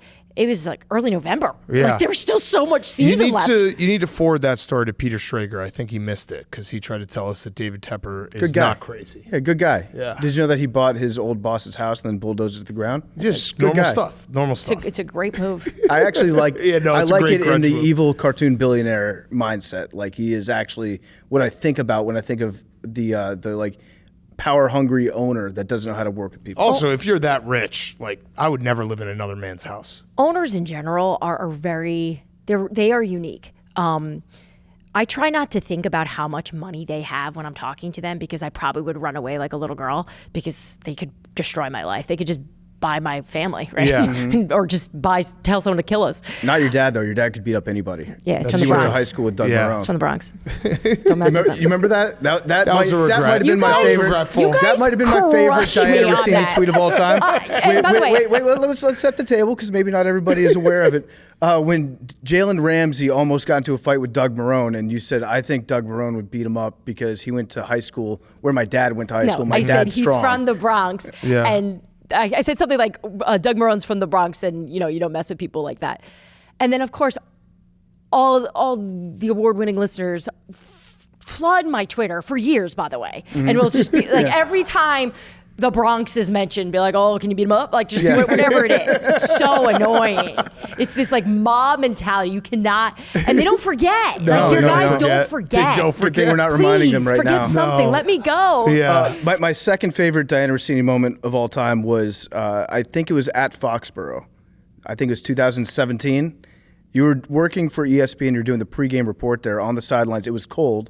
It was giant thermometer season, and you had a glass of water because we were going to show a science experiment of how cold it was. You filled the water up to the top, and then you said, I filled this water up 10 minutes ago. Now watch how cold it is. And then you turned the cup upside down, and you just poured out a cup of water. Did you think that was going to fly under the radar for a little bit, or were you immediately like, fuck? No, in the moment, I just, my head was just like, just keep going. So I was like, and you see, there's the water. So it's cold out here, but obviously not that cold, but that's all right. Back to you. And I just kept going, hoping no one would notice that the point of the project was I was freezing the water. Yeah. But I did get some redemption. Last year, they sent me to Buffalo. It was like negative 9,000. And I did it again, and it worked. It worked. It worked. Yeah, I do miss. People ask me, "You miss ESPN?" I miss it all the time. I miss the people I work with. Obviously, Adam's a friend of the show here, and he was one of my good friends when I worked there. We're not friends anymore, but Yeah, you're off the text thread. yeah, they kicked me off their group text. But doing stuff like that was always it's so stupid and fun. But just being out with the fans, I used to love that. Yeah. Has there been a player or coach who's gotten mad at you for a specific story where they're like, you burn me or something like that? Like that you're like, fuck, that sucks. Yeah, Mike Vrabel. Oh. He called me the day after an aggregator took something I said that basically said Mike Vrabel's too fat to work. Oh, yeah. That was a good story. Big head coach. So that was You didn't say too fat. You said he's a large person. He is. What I shared on the football podcast on The Athletic was that I had dinner with a GM at the Senior Bowl, and we had conversations about how bizarre this last coaching cycle was and how crazy it was that Belichick and Vrabel didn't have gigs. And I said, why do you think that Mike didn't get a job? He said, I think they needed a change there in Tennessee, but in terms of the next opportunity, I think there's a lot of people who are very intimidated by him. He walks into a room and he's confident, and he's physically a big human being. Yeah. And it's a little startling at first.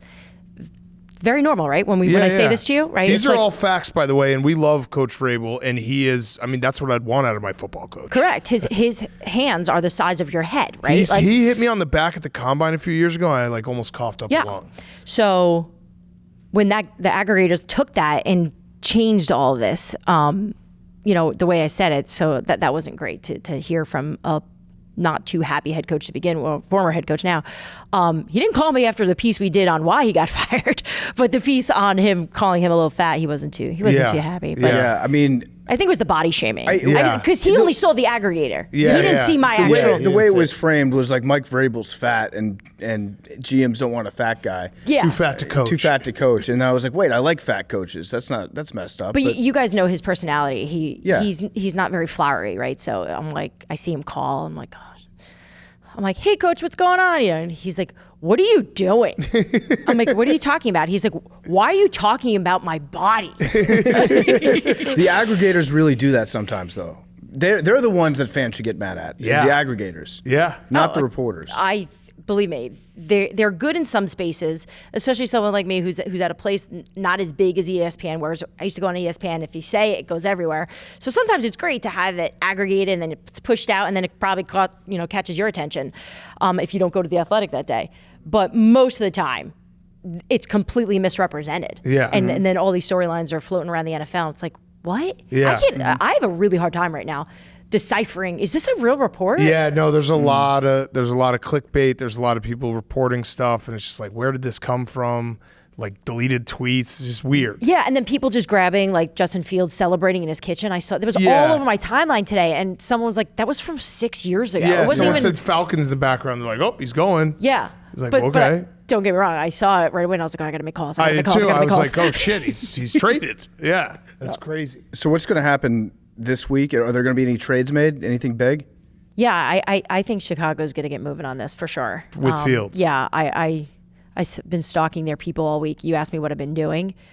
So there's some people you can set meetings up with and meet, and there's some people who just aren't going to do it with you, right? So then you have to figure out where are they going to be. This sounds so creepy, by the way. But you can figure out just from talking to people around the league who's at what forum or who's going to sit down with CAA or whatever at this time, and kind of you just go float in there and hope that you can catch them. So I've been chasing bears for a few days. I can help you. We Really? can track him down. Oh, you know them? Yeah, I know Ryan. So Put a call in. I'll And set a trap for him. What's Ryan saying to you?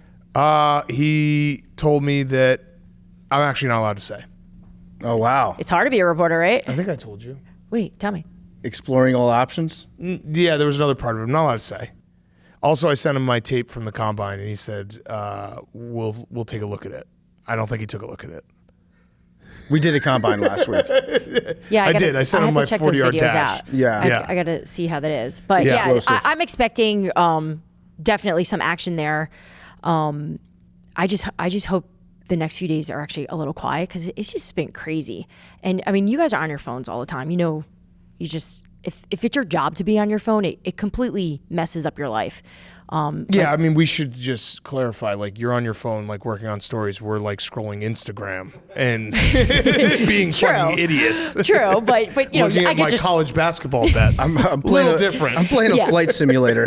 my thing Little with, different. that has been the hardest transition for me from going from ESPN to The Athletic is the responsibility I do have now in getting information. So that requires me to be on my phone at all times, and you can't determine when news is going to break, right? So we all have wild stories of when stuff breaks and you're not in a great spot, you know, whether you're driving or you're on vacation, you're skiing. And I had one actually, and Max, I'll tell you one day what the actual scoop was, but I had someone from Philly call me. It was when everything was starting to fall apart. And I have a 2-year-old and a 1-year-old, and it was bath time, and they're 2 little boys, so I put them in the bath together. And there are some people who call you. There's some sources you don't care about the safety of your children. You answer the call. So they're in the water, and I'm thinking this is not safe, but I have to take this call. Yeah. So my thought was, all right, I'll pull the drain out, turn the water off, and they'll sit there. They'll be okay though. Yeah, they'll be a little cold. like a That's bird fine. bath. They'll be a little Yeah, cold. Well, I didn't consider a couple things, so I take the call. I run and get like a notebook. So I left them real quick because I have to write down the stuff that this person's sharing with me. And I'm so locked in on the information. I kind of have half my eye on the boys. And then my 2-year-old jumps out. And Joey, my 1-year-old, is just sitting in there. And I look and Poop. And the 2-year-old runs out. Yep. And he goes, poo, poo. Yep. And my 1-year-old I knew where pooped this in the was going. tub. So I let the 2-year-old just run away because he just obviously didn't like it. And then I just hear him go, bleh, bleh. So then he throws up. And by the way, I'm still on the phone. Yeah. And I'm horrified that this person can hear it too. And thank God my husband walked in like a minute later, and you have to kind of decide in those moments when nothing's working. Am I gonna cry or just Yeah. laugh at this shit? Right? So I just laughed, and he laughed too, of just like, what are we gonna do? Yeah. I'm supposed to be this senior insider getting this great story on the Eagles that's gonna, and by the way, he was very invested because it was the Eagles, right? Because I showed him who it was, and he's like, oh, I understood why you took that, you know. But what are you gonna do? The poop in the bathtub is the worst. What is that? Why do they do that? I don't know. I've had it a few times. Myself personally, I pooped in a bathtub, and then a couple times with my kids as well. And it's just like you just panic, and you're just like, well, what the fuck? What do we do now? That was my thought too. When it was happening, I'm like, where do I go first? To the 2-year-old just running around the house, or the 1-year-old sitting in? You got to get him. You got to get everyone get him out of the then poop. you don't want them to eat it. You got to get out of the poop, and then you got to figure out what to do with apparently that. I'm around a lot of Yeah, disgustingness. it's fascinating to Yeah. me that you're not disgusted by the poop in the tub, but sitting next to Max. That's rich. No, but I'll actually have Diana's back here. There's something. It's like kind of like having a dog, where it's like if you see another dog's poop, you're like, but it's your own dog, like your own kids.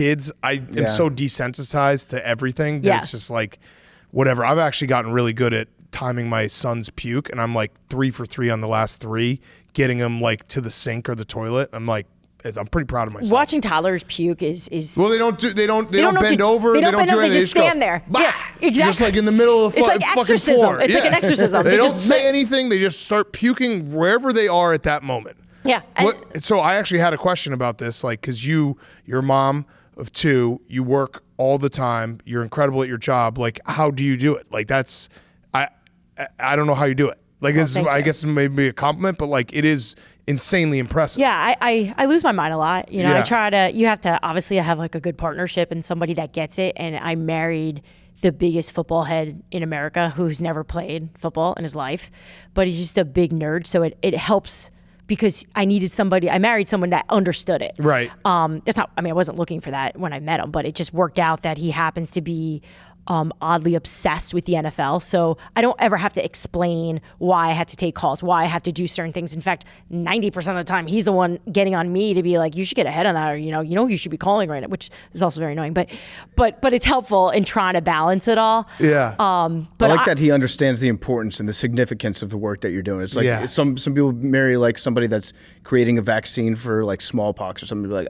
honey, your work is super important. He's like, you're working on figuring out if Jason Kelce's coming back next year. That takes priority over our entire night. And he doesn't really get mad when I have to like get up from the table, or as long as I share it with him, because he loves to like know about it. Yeah. Like I've answered phone calls in the car on speakerphone. Yeah. And he loves. I actually have some sources that I'm tight enough now with. I'll be like, hey, I'm in the car or cab, and he'll like ask a question, and I'll look at him like, shut the hell up. Like, you are not allowed to talk just because we invited, because I made the person aware. This is a three-way. Wait, all right. So I have one question about your husband that's a very important question. I listened to you when you were on with our friend Ryan Russillo, who I think he's still our friend. He has a weird rivalry with me, which I didn't know about, that he revealed on his life advice. But when you went on Russillo's podcast, you told the story that your husband was like prepping you and being like, this is a big day, because he's a big Russillo fan. Big one. Did he do the same thing for this, or no? He doesn't care about us. That hurts.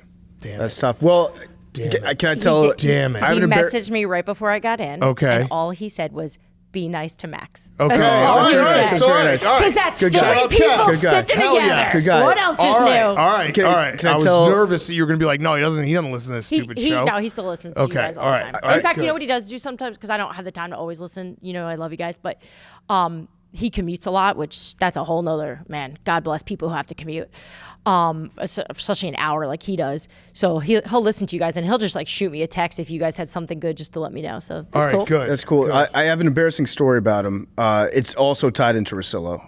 So I remember when you went on your first date with him, you called me and you were like, hey, I went on a date with this guy, and we were talking about sports. And I asked him, who's one like sports media member that you think that you relate the most to? And his answer was Ryan Russillo. Yeah, Is he a meathead? I said who, and not at all. Oh, but I okay, said so who, no. just from like a personality standpoint. Who do you connect to the most? Like and he's like Russillo. He just loves and Russillo. at the time, I was thinking, because first date you're putting on your best, right? You're charming, and he was funny. And he picked a hermit. And he was in a good mood. My husband is the most miserable dude ever. Okay, so it counts. So he's Ryan. It's why I also love Ryan. I'm obviously drawn to like grumpy ass people. And Max. I think about it all the time. I'm like, he told me what he was, right? It was, I chose it. He never lied to me. He was like, I'm basically a leaner, Now, Ryan, I'll back up Ryan here. Wait, He's this strong. is Mike Vrabel Ryan all is over strong. again. You're I calling know. I he's sound like strong. I He's am built- this body shamer. I'm No, calling Max Ryan's fat. built. Ryan's body is banging. No, Ryan's always been just Yeah.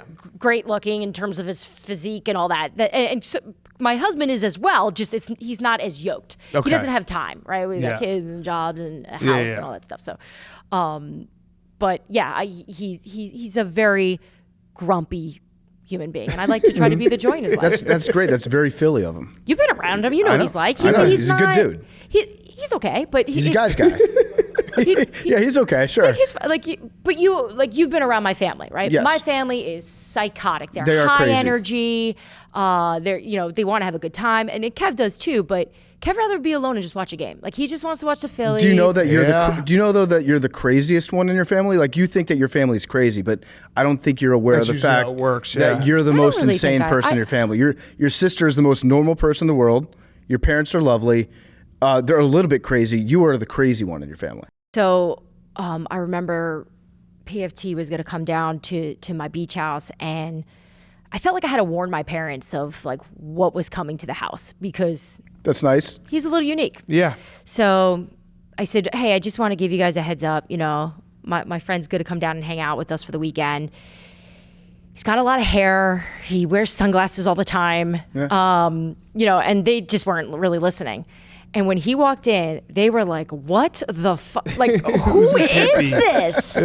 Who is this person, right? So we wound up hanging out in like the backyard. We're drinking beers. And my neighbors start like freaking out that he's there. And, my parents are still like, why do people care? What does he do? I said, oh, he's just on the radio because they don't understand podcasts. They still like I have a podcast starting soon. My dad thinks I'm going to be on the Fan. Like he can't separate it. So now you're competition. Well, I thought we were on the same team. We were at the Athletic. Oh, Which, yeah. by the way, like some of the stuff that you put out, the fact that you put it with the Athletic now, it's so funny to me because sometimes it's believable. I'm like, this is kind of good reporting that we do with the Athletic. No, I was the know if they Mark like it then. Davis fired Josh McDaniels using a fortune cookie. From P.F. Chang's. From P.F. Chang's. Yeah. It's very believable. Did they get pissed off about that? I feel like they would. I don't think they love it because it puts our name with false information when we work so hard to be accurate. Yeah. So- Well, except for when the you lied Jets. about the Jets. Yeah. All the whole According Jets. to memes. I'll be Forgot putting out about my that. Jets retractions. Can I ask you a commander-specific question? Sure. So Justin Fields is going to be traded. We can say like probably, right? I think it's almost definite. I think at this point right now, it's going to happen. So the Commanders probably taking Drake or Jaden Daniels with the second overall pick. Is there any chance that that's not what the plan is and Yeah. we're doing something else? Just based on talking to them this week, they're doing the typical, we're going to do our homework on all of it. I don't think they have a clear-cut answer to what they want to do because there's still free agent veterans there too that could come into Washington, and Washington could obviously trade out if they want, depending on if they're looking to build and get some more Are you picks for talking the about future. Kirk Cousins? Now, Kirk Cousins is really the story of all of this right now in terms of who's going to land him because he's First the starting domino? domino Yeah. for all of this. I mean, Kirk going back to Washington, I mean, that would be – I actually think that would be a really good move. That's just my opinion, just because when you look at Dan Quinn, you have a first-year head coach, first-year GM. Owner, right? You bring in a guy who, A, knows the city, but B, understands a winning culture, understands what needs to be done. I think that would be a good first step for this group. But they may want to take a swing and see if they can get a rookie quarterback to step in there. But here's the problem. You don't know, right? You have CJ Stroud. Oh my gosh, that's amazing. Of course, everyone knows that's the dream. But on the other side of it, you have Bryce Young. And it's nothing against Bryce. It's just he's going to need some time. He So, might need more than time. I'm interested to see how aggressive Washington will be in the free veteran market because that'll kind of tell you where they sit on all this. yeah. I'm for the record, I like Kirk Cousins. I think I've like done a 180 on You him. want Kirk Cousins back in Washington? I don't know because I feel like if you have this opportunity to take a great quarterback at the top of the draft, get him on a rookie deal, and then build around that it seems like that's the right move for a franchise that's trying to move on and turn like a complete page. You were there during the worst times Correct. of the Washington Redskins. Like it's been very dark for us, and so having this opportunity to like just move forward and start completely new, I feel like that's a good opportunity that would be hard to pass up. Now, if it's Kirk Cousins, to me that feels like they're like trying to win 9 games. It's like let's win 9 to 10 games and not try to build like a Super Bowl contender in the future. I mean, if that's how you want to look at it, but I see why not continue to stockpile these picks and keep getting better and better in all the different positions. No matter what Rather happens, than- I'll spin myself into it and I'll be like, that was a great move. That's how we do you're it. going to be you're going to be into it. Which, by the way, I don't know Jason Wright. Do you want to meet him? I just have never met him. So today, I see him pulling in or getting out of an Uber, and I went right up to him. I said, "Hi." I said, "Dianna Russini, I apologize. It's taken this long for me to say hello to you." And he said, "Hello, I'm Shane." Oh, and then took a bag out of a car and kept walking. And I was like, "Oh my God, that was not Jason Wright." I feel like the biggest idiot. Can I give you a lifeline here? Sure. It was a white guy, right? It was. Yeah, that's tough. I know. You was. just had a mistaken identity. Yeah. Classic. Happens all the time. Damn. Oh my gosh, I'm queen of it. I do that all the time. The other day, we had our athletic summit, right? So here in Indy, everyone just comes together, and no one really knows each other because we all work remotely. We know each other a little bit, but not really. So I was like, I'm just gonna bite the bullet here. I'm just gonna go up to people and say, "Hey, I'm Dianna. How are you? What's your name? Which team do you cover?" Plus I'm the new girl. So first person I decide I want to go up to is standing right by where like the fruit and the coffee is, and I said, "Hi, I'm Dianna. Who are you?" And he said, I'm Sam. I said, "Oh, great." I said, what do you do at the Athletic?" He said, I work at the Hyatt. Oh no! Oh. Are you okay? Yeah. What's wrong with me? I'm like, Yeah. I can't pick out the right people. Maybe I'm blind. Maybe my eye doctor gave me the wrong prescription. Do people at the Athletic or maybe even at ESPN, are they ever like, we report, we study the game, we watch film. Why the fuck do people listen to these two idiots? Yes, everybody says that. I say it to myself sometimes because I say it to myself all the time. on really stressful days, like it's free agency days, draft days, even playoffs, I put you guys on because the rest of it's so stressful to me that I'm like, I just want to like slowly start my day. Feel smarter? Two guys that have no idea what they're talking But just about. exactly figure out how dumb these guys are and go the other way. Yeah, right. Yeah. Like That's figure smart. out how to go That's really smart. Get information so I can have the accurate opinion on it all. Right. Based on all the gibberish that they say on this stupid show. It's a good palate cleanser for sure. Like Yeah. if you're getting So- too much, like if you get too down into the weeds and get too smart about football, I actually do think that it's important to like remind yourself sometimes that the vast majority of people that watch the sport and pay attention to the coverage just like fucking football. Yeah, You know, and like- they're us. Yeah, they So- are them. we're idiots. Yeah. Yeah. I'm starting this podcast. I'm not going to try to compete with you guys. I'll just be a Good. friend of the show. We'd That squash you. Happens. Well aware. But I'm going to try. So we have a podcast coming up, and that's essentially kind of like the tone I want. I want it to be informative, good football, using the stuff that I know, but also kind of just talking regular stuff as well. So Well, I can give you a tip. I would love Here's some. a tip. Please. If you want to keep it more casual, do what PFT and I do, where we'll only read the headline of a story because we don't have like a subscription to a Okay. certain site. Yeah. And then we just kind of guess what happens after.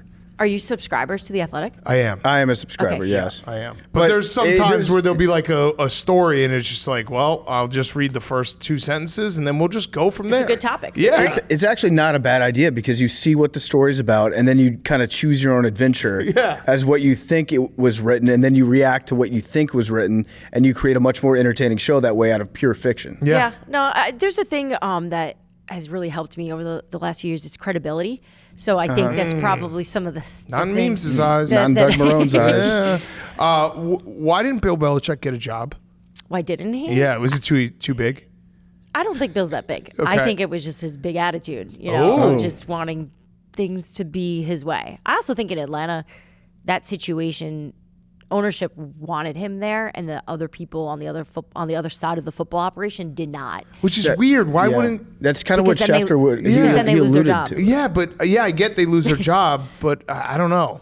That's just. If- if that's a bad Bart- way to run an organization. If Is Dave really what I'm wanted gonna to say. hire me to be on a podcast, which would mean that your podcast would get canceled, are you going to support my hiring? No. Well, no, we'd squash you like a bug. Exactly. No, but what I guess more, I understand the people who are selfishly acting for themselves and being like, we don't want Bill Belichick.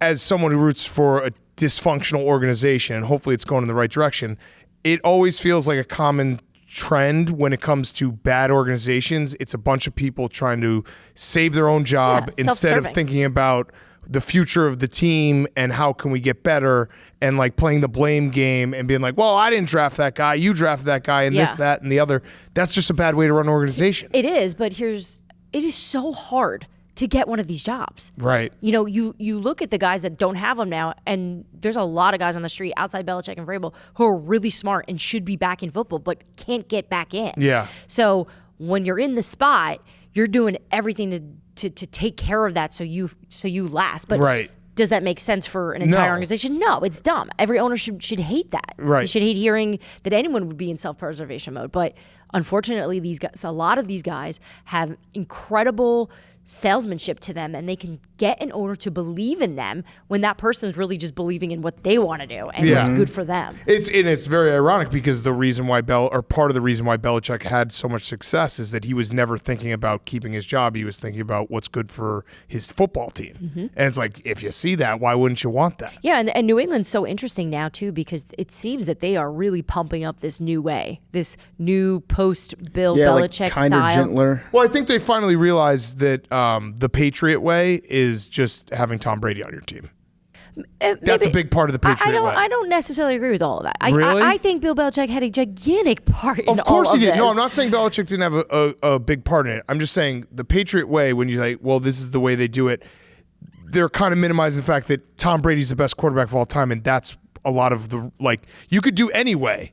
But if you have Tom Brady, you're going to be Correct. successful. It was like Andy, is there a Chiefs way? No, they have Patrick Mahomes. Well, I was just going to say, Yeah. Andy Reid said yesterday, Yeah. someone said, what's the secret to having success? He's like, get a quarterback. Yeah, right, It's like, right. Well, thank you. Yeah, Belichick's best coach of all time. I'm just saying, But there is a culture. Yeah, there's a culture, but it's even- also Tom Brady being the best, and he sets the culture. So I think when people say Patriot way, outside of just the superficialness of the Super Bowl wins and Tom Brady, there is a language those guys speak, players and coaches, and this is just from being around it so much over the years. I know within 2 seconds of talking to someone if they're New England, and it's not that doesn't mean because they're cold or they're mean.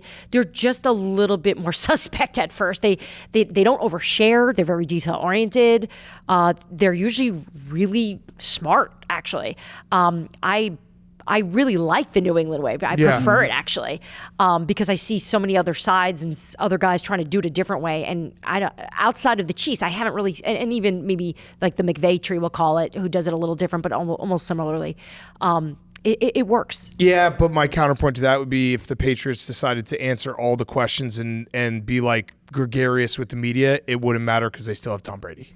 Possibly. Yeah. Possibly. But I think it's interesting that their attack on this is to talk about how they're going to be different. Yeah, They that probably need part to is interesting. Just go do it, Yeah, right? Just right. go be the team that has eased up a bit and people want to be there to get free agents to come. Right. And Yeah. that's probably That's what they're smart. doing. Yeah, no, you're right. They're You're right selling on that. right Yeah. now. So with the Patriot way, who would be your number 8 ranked Patriot of all time?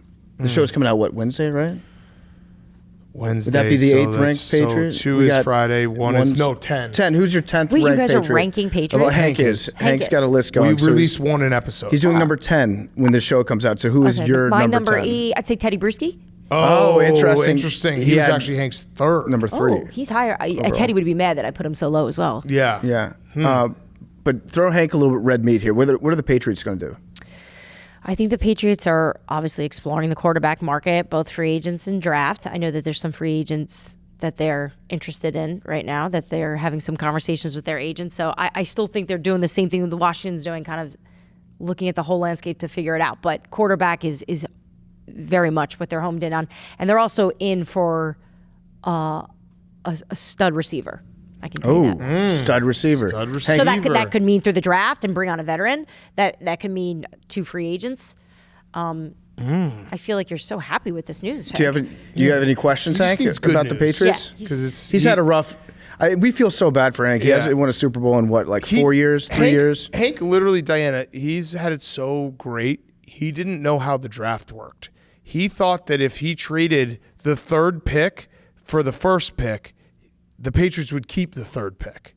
Yeah. could still happen. He was like, we'll take Caleb Williams and Marvin Harrison. I was like, no, if you trade up to the 1st pick, you have to give up your pick. Not theoretically. Hypothetically. Yeah, I mean, okay. What are the chances they trade down? I don't think very high. right, I don't good, get the good. sense that they're trying to turn this thing around now. Draft goes through us. That's just the reports are coming out, but I feel like that's just But smoke even and just, smoke and mirrors. you listened to Elliot Wolf yesterday talking about the Hank, things do that you know they're- Elliot Wolf? Yeah, I listen to him. The things that Her.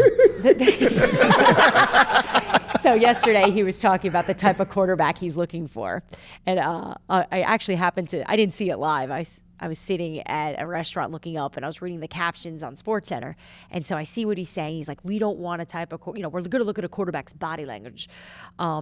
And someone was being very funny at ESPN. They just used the B-roll of Mac, just like worst body Crying. language Yeah, ever. yeah, So yeah. it was like a little editorializing, but essentially was, we don't want that. Like that's not the ideal quarterback that we're looking to build around. Yeah.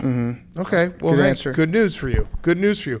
What's the other big story? Like, you can't tell us what big story you're working on, but like any big league things that you see coming that are gonna be a story? I think the fact that the cap went up, it was like very buzzy when I landed here, because that does change how a lot of teams are going to operate. I don't think significantly though. Like immediately when I thought, 30 million each team, wow, we're going to see more teams go, swing in free agency. But I think if there's any position that will probably see better business would be backup quarterbacks, especially after last year. We saw so many good teams point. struggle by not investing in it. That was the story of the year, right? Yeah. Invest in a backup quarterback.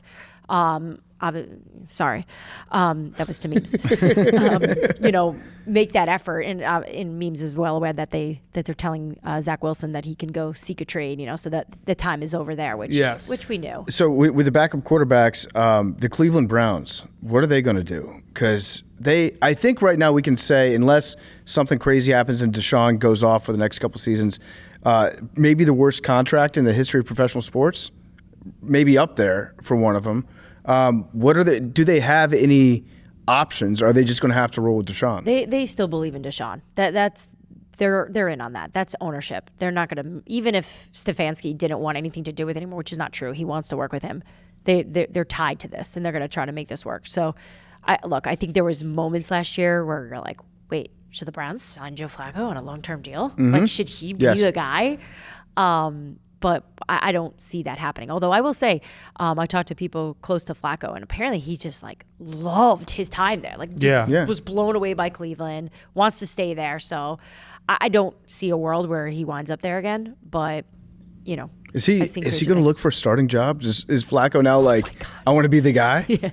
In Washington. Oh, shut up. No, I don't. I think he knows where he's at. He knows his role. He may wind up pulling off the same thing he did last year. Why jump back in and do training camp? Yeah. If he can just hang out, wait for a team starting quarterback to go down, and then he can get the call and step in. So I'd say that. Obviously, the salary cap thing is boring as hell, but I'm interested in what the Steelers are going to do at the quarterback position. Yep. Are they interested in going with a Kirk Cousins, bringing him in?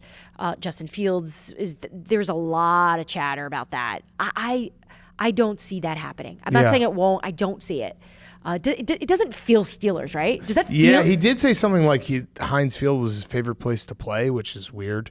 I don't know if anyone has it as their favorite place. He did play that Patrick Monday night game because of the catch well. up, probably. Yeah, that's true. That's about it. But yeah, that I agree with you. That doesn't. Just doesn't seem. Yeah, it also feels like the Steelers would kind of be doing the same thing, where it's like now we have 3 quarterbacks again. What are we doing? Yeah, and 3 quarterbacks that we don't really know. Right. So I do think, obviously, it's all Bears right now. It's unbelievable how much attention. In fact, I talked to some people with the Bears this morning, right before I came here, and I was asking them how they're handling just all the pressure. It feels like all the attention. I mean, there's reporters everywhere chasing them, and they seem pretty calm. I will say, my sense was just they're optimistic, and if you think about it, they're in control. Things are up. Things are up for Draft Chicago. goes through us. Yeah, we have the 9th pick too. Yeah. It's going to be so boring next year for the Bears when they don't have the number 1 overall pick, probably. Well, and they're spending all combine week. They're like, fuck, this kind of sucks. That, but then- No one wants to talk to What me. if we trade the 9th pick and then we get another number 1 pick? We can root against another team. You get all the number 1 picks. Yeah. I love having the number 1 pick. All right, I have one last question. Then we're gonna have Stephen Shea ask some questions. This might be a dumb question, but since you've gone from ESPN to The Athletic, ESPN, you were obviously on air at games. I assume you're not at games every single week. So what does Sunday look like now? It's amazing. I do what you guys do. I just sit on my couch. Do you have 7 TVs? And watch. I don't, but I do have a good setup now because I want. So when I was at ESPN, I was at one game, right? So my job was to be on Sunday Countdown, cover whatever the biggest, usually was an AFC, whatever the biggest AFC game of the weekend was.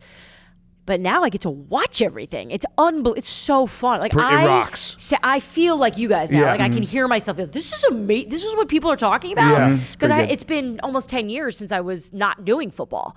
So to be able to just sit there and consume it, I love it. Are your kids in the house when you're watching on Sundays? Yeah, that is hard. That is something we're trying to figure out. So you can come watch in Chicago. I leave at 11 a.m. and my kids are like, "Are you going to watch TV?" And I'm like, "Yep."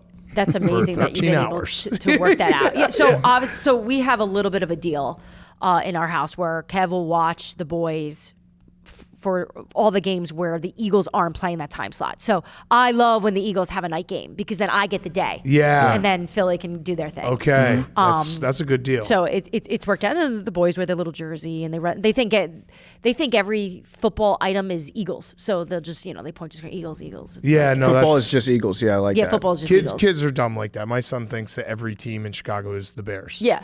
It's He's okay. just like, we go by Wrigley and he's like, the Bears. I went back and forth with how I wanted. I think about it a lot, actually, how I want to raise them because they don't have a choice. They're going to have to be Eagles fans. My in-laws are season ticket holders. They sit in the last row at the link. closer to the Eagles in the sky than Yeah, the Eagles yeah. on the ground, you know, like Yeah, one yeah. of those seats. So I have no choice. I married into this. But I would really like Mikey and Joey to not be weird about it. Like, because Philly people are very... Oh, that's an not option. going to happen. Yeah. What do you mean? Uncle Max will make sure they're weird. I just don't know how They're to gonna be make- painting their chest next year. I want them to I want them No. to love the sport in a way that's healthy. Not, No. That's a no. I'm going to stand up for Kev My ma- here. like, That's my- a no. It's because it's a good sports Yeah. town. And also, what's healthy is to be unhealthy about football. That's what's healthy the for tone guys. of my household when the Eagles win versus when they don't. Yeah. It's incredible. Yeah. Kev's 37 years old. He's a grown man. Yeah, no.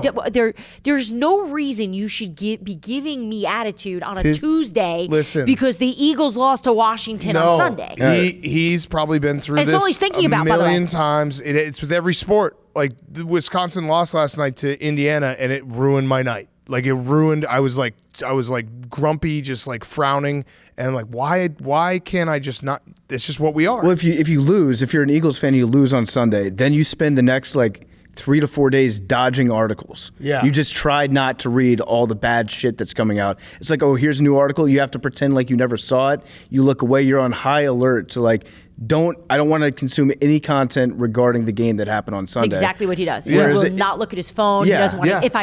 If I even say like, Yep. hey, I heard that. I don't want to know. I Yeah. don't want to know. He's like, whatever. Who cares? It's just a stupid game. It's no, just a stupid game. he is a well-adjusted male. I'll say that right now. But again, like that's fine. But I'm past. I'm never changing him, right? Right, But and I your have kids this are gonna be the same. opportunity No, with these boys no, to just no. make them good guys. No. You don't want good Joey and guys. Mikey, the Eagles Nice fans, guys finish last. They're gonna be some real shitheads I on know. Sundays. I went It's gonna be I went awesome. real creative on the names. Max finishes two Max. sodas. Good job, Max. Two All right. sodas, baby.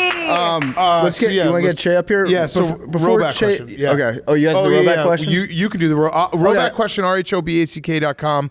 Promo code TAKE. 20% off your first purchase. Q-zips, polos, hoodies, joggers, shorts. Rollback. Go right now. Rollback.com. PFT. You have a rollback? I just it wasn't the rollback question. It was just a question, but it will be Make the it the rollback rollback question today. Power rank your favorite Jersey Shore bars. I'd go Parker House, Bar A, the Osprey, and Leggett's. No DJs. no DJs. I can't do DJs. Max is upset. I can't do DJs. Why can't you do DJs? Sounds well, Phil. Yeah. So I'm new to that. So if you're from North Jersey, you stop at a certain area, and if you're from Philly, you go to the South Jersey side. So I'm still pretty new to it. It's all the same disaster, Right. Except the only difference is you see Jason Kelce out, Right. and he's everywhere. Right. But Max, is there a bar that you would say I have to go see? What's the if bar I you got haven't? kissed in? By your dude. Whitebriar's amazing. Okay, that's fair. Whitebriar is what he's Yeah. saying. He's not. So in the no microphone. shower happy hour. This is what they do. You just go Okay. right from the beach. You start drinking. It's a good time. Yeah, this is stuff you did I did 10 years ago. Not now. I can't do it. with my Yeah. kids. Although I did do it last summer. My sisters-in-laws and we just said we were going to go to the bathroom to the guys, and we went to happy hour and just didn't come back for 2 hours. That rocks. cool. That It rocks. was actually the best thing we did. It was a good Yeah. move. Yeah. They didn't care. All right, so I don't know if you ever met our junior draft analyst, Stephen Shea. He was at one point a senior draft analyst, but he's a junior draft analyst, so he's been demoted. Stephen is a football nut. All he thinks about is the NFL. Stephen, what are your questions? Well, I think we covered a lot of the NFL stuff. I do have some I think NFL insiders are very interesting, fascinating people. Like I'm a Schefter stan. I saw that picture. It was does very that make cute. Does that make you sad to say that out loud, Joe? Why- Oh, why do you- dude, Schefter's a great guy. Is it but- admiration or is it inspiration? Admiration. What is it about Adam that? Because I don't think a lot of people would be like, "Man, Adam's amazing. He's good at his job," but no one Well, wants yeah. No, he looks up to him as a human being. as a human being. Yep. Yeah. Do you think he's funny? Yeah, I do. Do you think Adam Schefter's funny? Yeah. Well, he's not like selling out like Madison Square Garden for like comedy, but I think he's but you funny would in buy a his ticket if he lane. was. Probably, but I mean, I think a that's night- great wait. how much you love A him. night with Adam at MSG. How much would you be willing to pay? and this is like the full garden. One man show, the full Madison Square Garden. One night, you have floor seats. Yeah, I mean, floor seats? Yeah. Yeah, a couple $100. And what's the going rate for that? I'm probably in the high twos. High two figures. No, high 2 digits for like main standing or like not standing room. I don't know. Seated- This seated. concert will never happen. So Yeah. Okay, so what's your question? Sure. So we actually talked at the Jets facility right after you got the athletic gig, and something that I remember about that time, and I'm sure is a struggle for people that leave the mothership, is what do you do with your Twitter handle? Because it was it Russini ESPN? It Or was Dianna ESPN. Dianna ESPN. And now it's DM Russini. Russini. Yes. So what was the process like to be like, okay, I got to drop the ESPN. What do I go with? So it's funny Is- you are bring working this This up. is the big Because I feel like question. you might have changed This is it the twice. big question. It's funny you bring this up because players have asked me this. Derrick Henry came up to me at camp. I hadn't seen him in like 6 months. He said, hey, I got to talk to you about something. I said, what's that? He said, your handle. You got to change it. You don't work at ESPN anymore. I said, it's been like 3 weeks. Like, chill. So I came up with DM, but I realized that after I agreed to it, that it's very inviting. DM, yeah, right? Yeah, So Some weirdos out there. Russini. and I was Why like, don't this you was not, change- I didn't think this out, Change right? it to Yeah. DM feet pics You're- Russini. Yeah, it's like a Be cool, prompt. everyone. DM I'm Russini. asking for it, Yeah, right? yeah. Just like come get me and send Yeah, me nasty DM stuff, Russini. which, man, some of my DMs are wild. But yeah, I mean, it was easy to change, but it was definitely a little bit of a sad moment because I'd been dying at ESPN for so long. So, but Yeah. DM now. Good All right, question, Steven. Good question. question, Yeah, great it was question. really important. Well, I noticed that, so I think Yeah. that's. Do you want what else? Do you want to know more about Adam? I can tell you everything. Yes, I do. But actually, that is kind of my next question. Is like, because you are the senior insider at the Athletic, you are the person there. There are natural rivalries between newsbreakers and insiders. Like we have Woj and Shams, obviously. Schefter and Rap Sheet have kind of a built-in rivalry. I don't know if they personally dislike each other, but like they're at competing networks. What is your relationship like with other insiders? And if somebody beats you to a scoop, are you just like, fuck Jay Glazer, like I hate that guy, or like, or are you internally like, kicking and screaming, or are you like, all right, great job? Oh no, I motherfuck everybody. Right. I'm competitive, so it's not personal. It's just, damn, they thought to call that person first, or man, they were working that story harder than me. I usually put it back on me of like, what didn't I do that I didn't get it? So living in that world is dangerous too, because then you just get down about it, and it's so stupid. That's another thing where, like, I'm so lucky I have a family that has nothing to do with football. Like, my dad's a plumber, my brother's a plumber. They don't give a shit about any of this, and they'll see me like bummed out about something. Like, who cares? Like, Yeah. But in my world, it is everything. But our relationship, like all the insiders, are actually pretty cool. Like everyone gets along. I wouldn't say we're best friends. Like I don't want to go hang out with Ian Rappaport. I have no desire. But I see Ian, I'm like, what's up? And I think he's awesome. And he's great at his job. And Adam's obviously the best at what he does. Adam's the king. There's no qualms about that. Like there's no one better than him. But I'm the only woman out here doing it. That's where Facts. it's been a little different for me because Off, Queen.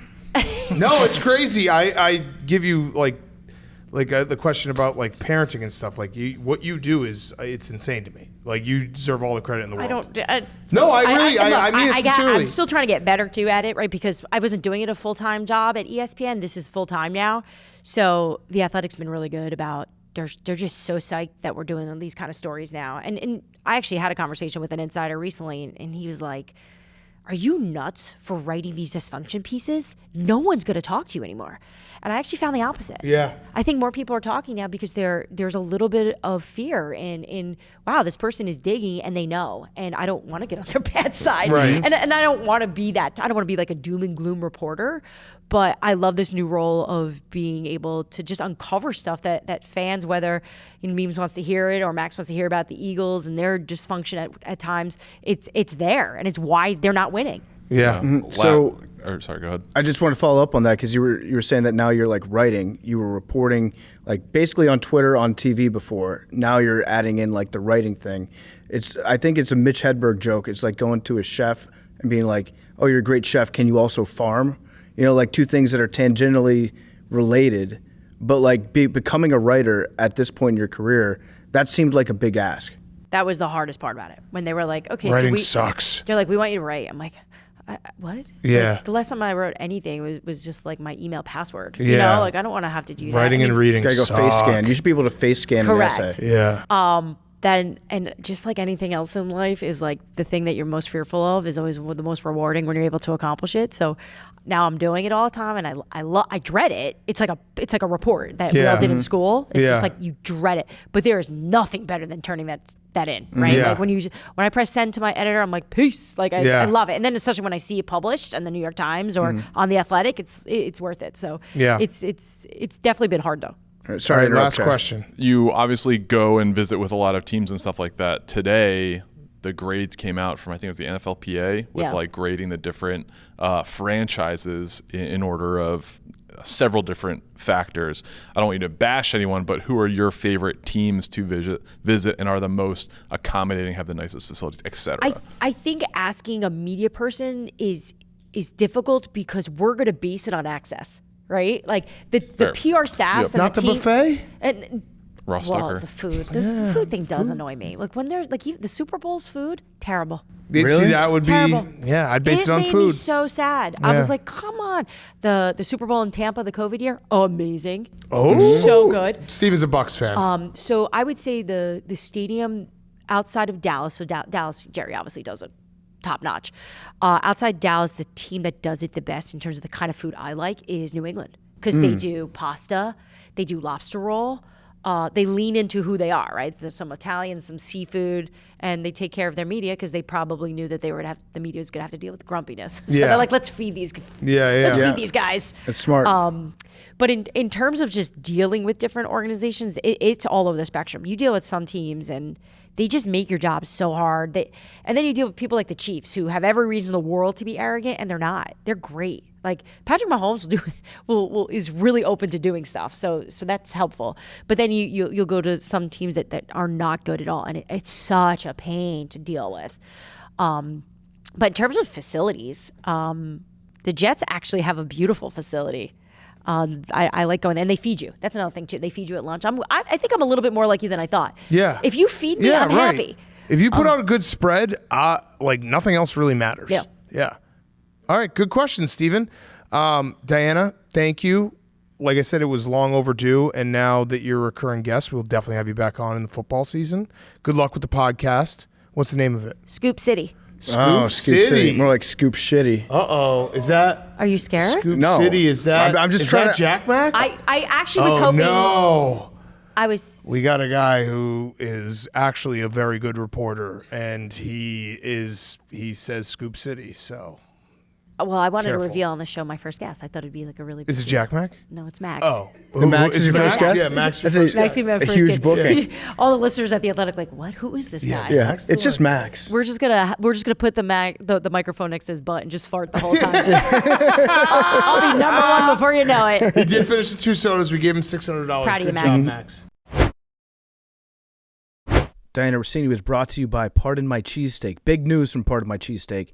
In honor of our boy Max and everything that he does for us, they're running an exclusive buy one, get one promotion on all beverages this Wednesday through Sunday on Uber Eats only. How about that? That's right. Buy one, get one free. Perfect for doubling up on your favorite drinks, Max style. Just tell them you want it. I want my order to the max. If you haven't checked out Part of My Cheesesteak in a while, they added over 1,000 locations last year. 2024 is the year of the cheesesteak. Order now. I love Part of My Cheesesteak. I get it all the time. It's delicious. No better couch meal in the world than Part of My Cheesesteak. No better lunch than Part of My Cheesesteak. And now you can get 2 sodas. Buy one, get one on sodas thanks to Part of My Cheesesteak. Order now on Uber Eats or pardonmycheesesteak.com.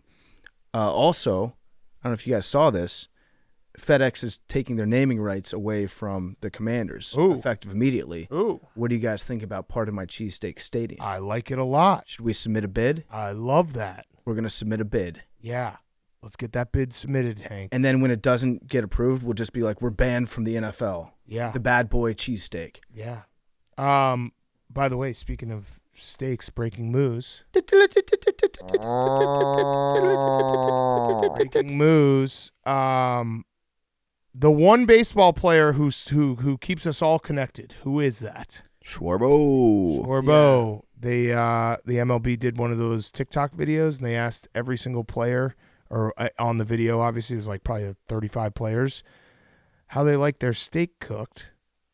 Kyle Schwarber, medium rare plus. Okay. That's Love it. Schwarber. And we love Kyle Schwarber. We do love Kyle Schwarber. We love Kyle Schwarber. We should do that. We should do that as a special. Yeah, medium rare plus. What's special? Like a part of my cheesesteak special.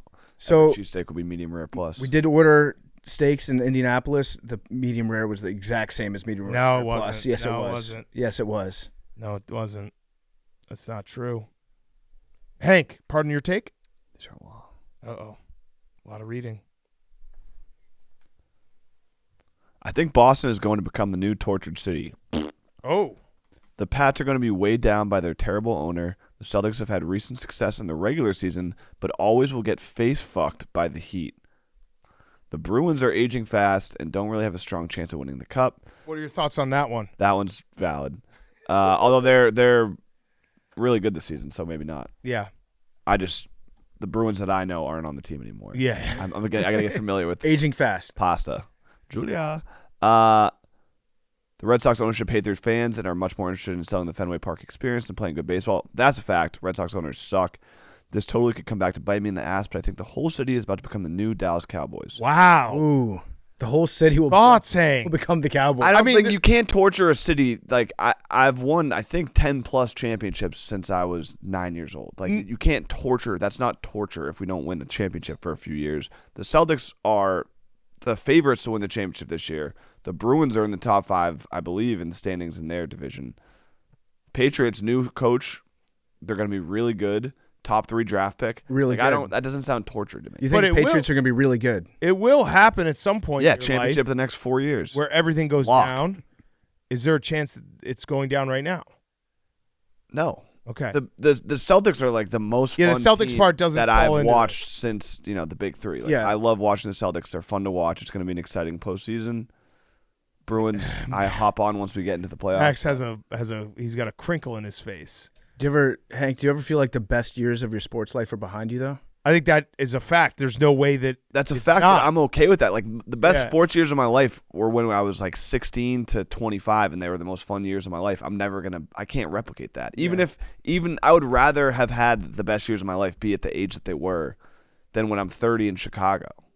You know. No, you're right. That right. Like the prime years were my prime years as well. And if the Celtics win a chip this year, then that extends that window another 3 to 5 years. You're like, oh, we just recently won another one. Yeah. What were you going to say, Max? You say that they can't be tortured. Would you say that current Cowboys fans are a tortured fan base? Yes. The answer is yes. Yes. But that's there's enough time. That's a long time. Right, enough time. Yes, but can that's what absolutely- this person is saying, that Yeah. it's that You it could trend you in will that be By the direction. time I'm 40 years old, we'll be tortured. Yeah, next thing you know, your quarterback's You're going 30. Your Like, quarterback's that's going to be not- shaving his head like he's Right, but the Britney Spears. Cowboys are tortured because they won. When was the last time they won? 95, 96? Yeah. So But you would have said 40, like you're like, when I'm 80 years old and dying, I'm a tortured fan base. If you don't win another championship in the next 20 years, you would be tortured. yeah, but I don't like. I'll be old by then. Okay. Yeah, you will be. Yeah. Being a tortured fan is people get mad at it. It's a young man's game, but like, I don't know. There's probably some old well, Bills yeah, but fans if they've never, that's who because are they've like, never this won. sucks. They've dude. never It's funny won. because like Hank has experienced being a fan in the same years as like his potential athletic prime. So now he's like looking at. He's like, like, yeah, oh, retire. I got to retire. Yeah, like, I'm retired as a I fan. had a great run. Now I get to watch the other teams do it. Yeah. did. Okay. All right. Next one. Wait, also, why can't you be a fan when you're older? No, I'm saying Yeah, no, that's, you can. You're That's right, right. but Hank's not looking at it Yeah. that way. Hank's like, I'm retiring from being a sports fan. I'd actually think. Yes, that's I'm what, going to do a press that's what it conference. seems I'd like to like. thank the city of Yeah. Boston. I also think that there's like when you're older, it might mean just like it gets. If you have kids and you're 30s and 40s, you got other shit, your career going, like you maybe not paying as much attention. But like when you're 50, 60 and you got nothing going on, your teams probably mean a lot. That's what like my dad looks forward to Right, at night is yeah, like right. going home and watching the Villanova game or Right. the Phillies game. Well, Like that's tough. If I have kids, that's tough. What you just described is tough. What, seeing 2 national championships? No, but this year, I'm talking about this year. Well, I mean, we're playing good ball right now. Okay. Yeah, put a And- future on them. Phillies haven't really upgraded, but it's fine. Okay. Little link. if I have kids and then the teams go through hardships, maybe by that point Yeah. it will be torture. But Yeah, but this is kind of like the last dance for you, Hank. it's not. You can't. It's not. One final chance at a chip. Oh. Jason Tatum is 26. He's 18. Okay. It's 19, but. Sup King Cat, PF Tits, Golf Boy, Mr. Positions, and Double Soda Don. What does PF Ooh. tits mean? I don't know. Dan Hurley drinking what looks like piss before every game had me thinking. Would you guys drink your own piss before every game of the season if it meant your team would go 17-0 and win the Super Bowl? Yes. Without a doubt. Are you kidding me? That's the easiest question ever. Definitely. Jake, you would drink piss? You would not. For a Dolphins Jake, that's a championship? lie. Oh no! If I was the coach of that team. Oh, no, Yeah. we're talking about his fans. Oh, his fans? Yeah, no, Actually, fair the, enough. the Yeah. question might have been like if Yeah. you were a coach, but we'll just say like yeah, as no, fans, as fans, I would do it. yeah. Easy. I would drink piss every fucking Sunday just to have the Bears be in the playoffs. Don't even guarantee me anything, but Yeah. just be like, you guaranteed the playoffs. That would be piss every Sunday, no matter what. Wake up, mouthwash, piss. I agree. I would do it actually every day, Yeah, not even every Sunday. You should just do it next year. You know. just yeah. in Maybe case. we will. Maybe Yeah. we will. Tell me I won't, Max. Yeah. Tell me Yeah, I won't again. I think you guys are all talk. I don't Maybe think we you'll fucking drink your will. own piss next year. Yeah, maybe we will. I drink Max's piss for a Super Bowl. That's too far. His Gotta be toilet all can't even do kinds that. of- yeah. Sure, I eat so much asparagus. All right. Hey, fellas, I'd like to draw your attention to one of the biggest conspiracies in modern college athletics. Did you know that the 1 and 2 seed in the WCC tournament automatically start in the semifinal and get 3 byes? Yeah. This means that basically every year, all Gonzaga has to do to guarantee a tournament berth is win 2 games. Well, no, Bullshit. that's not all they have to do. Even with this ridiculous format, Gonzaga has still failed to ever make a single Final Four. It's truly shocking. Love the show. Wait, But they would have to get that bye. yeah, right. The saying like, oh, well, the Gonzaga only has to win 2 games. They have to win all the games in the regular season to get the 1 and the 2 seed. Max pulled up the visual. It's a great looking graphic. Yeah, no, it is. It's a greater. But than I like sign. how they do it. It makes the regular season mean a lot more. Yeah, yeah. No, it's not a conspiracy. It is kind of crazy, but it's not a conspiracy. Looking at the bracket makes me think it's more of a conspiracy because that is a shocking bracket. Well, it's just you got to play well in the regular season, Yeah. and they only have 9 teams. Okay, next. All right, last one. I'm so fucking sick of Sean Payton getting away with being a bad head coach. Ooh, this Name is a good another coach that take. gets away with throwing his team under the bus, wasting the rust seasons, and being so bad that nobody wanted to buy his contract, so he had to go on TV for a few seasons. He gets away with too much for winning only 1 Super Bowl with Breeze as his quarterback. Bill Belichick gets crushed for being a far superior coach, but Sean is the same guy with much worse accolades. Was this written by Hank? What does Sean Payton know? This is written by Roger Goodell, I think. I actually kind of agree with this take. I'll say this about Sean Payton. He's too miserable all the time compared to what he's done. You have to earn the right to be that ornery all the time and that pissed off at your own players. Yeah. I don't like the way that he treated Russell last year, who, by the way, was not very good. I'm not like going to stand on the table for Russell Wilson, but like everything was Wilson's problem last year. Right. Even when it wasn't. Like that game against the Lions on Thanksgiving when he was like, yeah, it's your fault that this happened, and it turned out that it wasn't at all. Yeah. He needs to tone down the pissed offness like a couple notches until he gets to the playoffs again. It's also a great lesson that if you can win a Super Bowl with a franchise that everyone assumed was never going to win a Super Bowl, you do get way more grace than if you win a Super Bowl with, the Cowboys or the Steelers or the Packers. Like that's a fact. Yeah, but also like Mike McCarthy and Mike Tomlin have a Super Bowl and they're talked about completely different than Sean Payton because Sean Payton won it with the Saints. I think Sean Payton could have been that pissed off and like thrown his team under the bus if he'd stayed in New Orleans. Yeah. But now that he's in Denver. I think now it might turn on him. Yeah. If he doesn't get it right, it will turn on him. Yeah. Also, Hank, I just remembered you said that the Red Sox ownership doesn't care about the fans at all. Are you excited at all about Theo? Theo's back. Did you know that Theo was back? No. Yeah. Oh, Theo's back. Yes. I mean, they haven't signed anyone. They don't do anything. Well, he's not back. He's like with the ownership group, so he's not like the Red Sox GM. The ownership group does not care about the But Red he Sox. will. I think They care about golf. They care about soccer. They care about NASCAR. They care about everything but the Red Sox. Yeah. They I think started. Theo will It's probably the Fenway change that. group. They started with the Red Sox, and now they're on to bigger and better things. And they know that they'll sell out.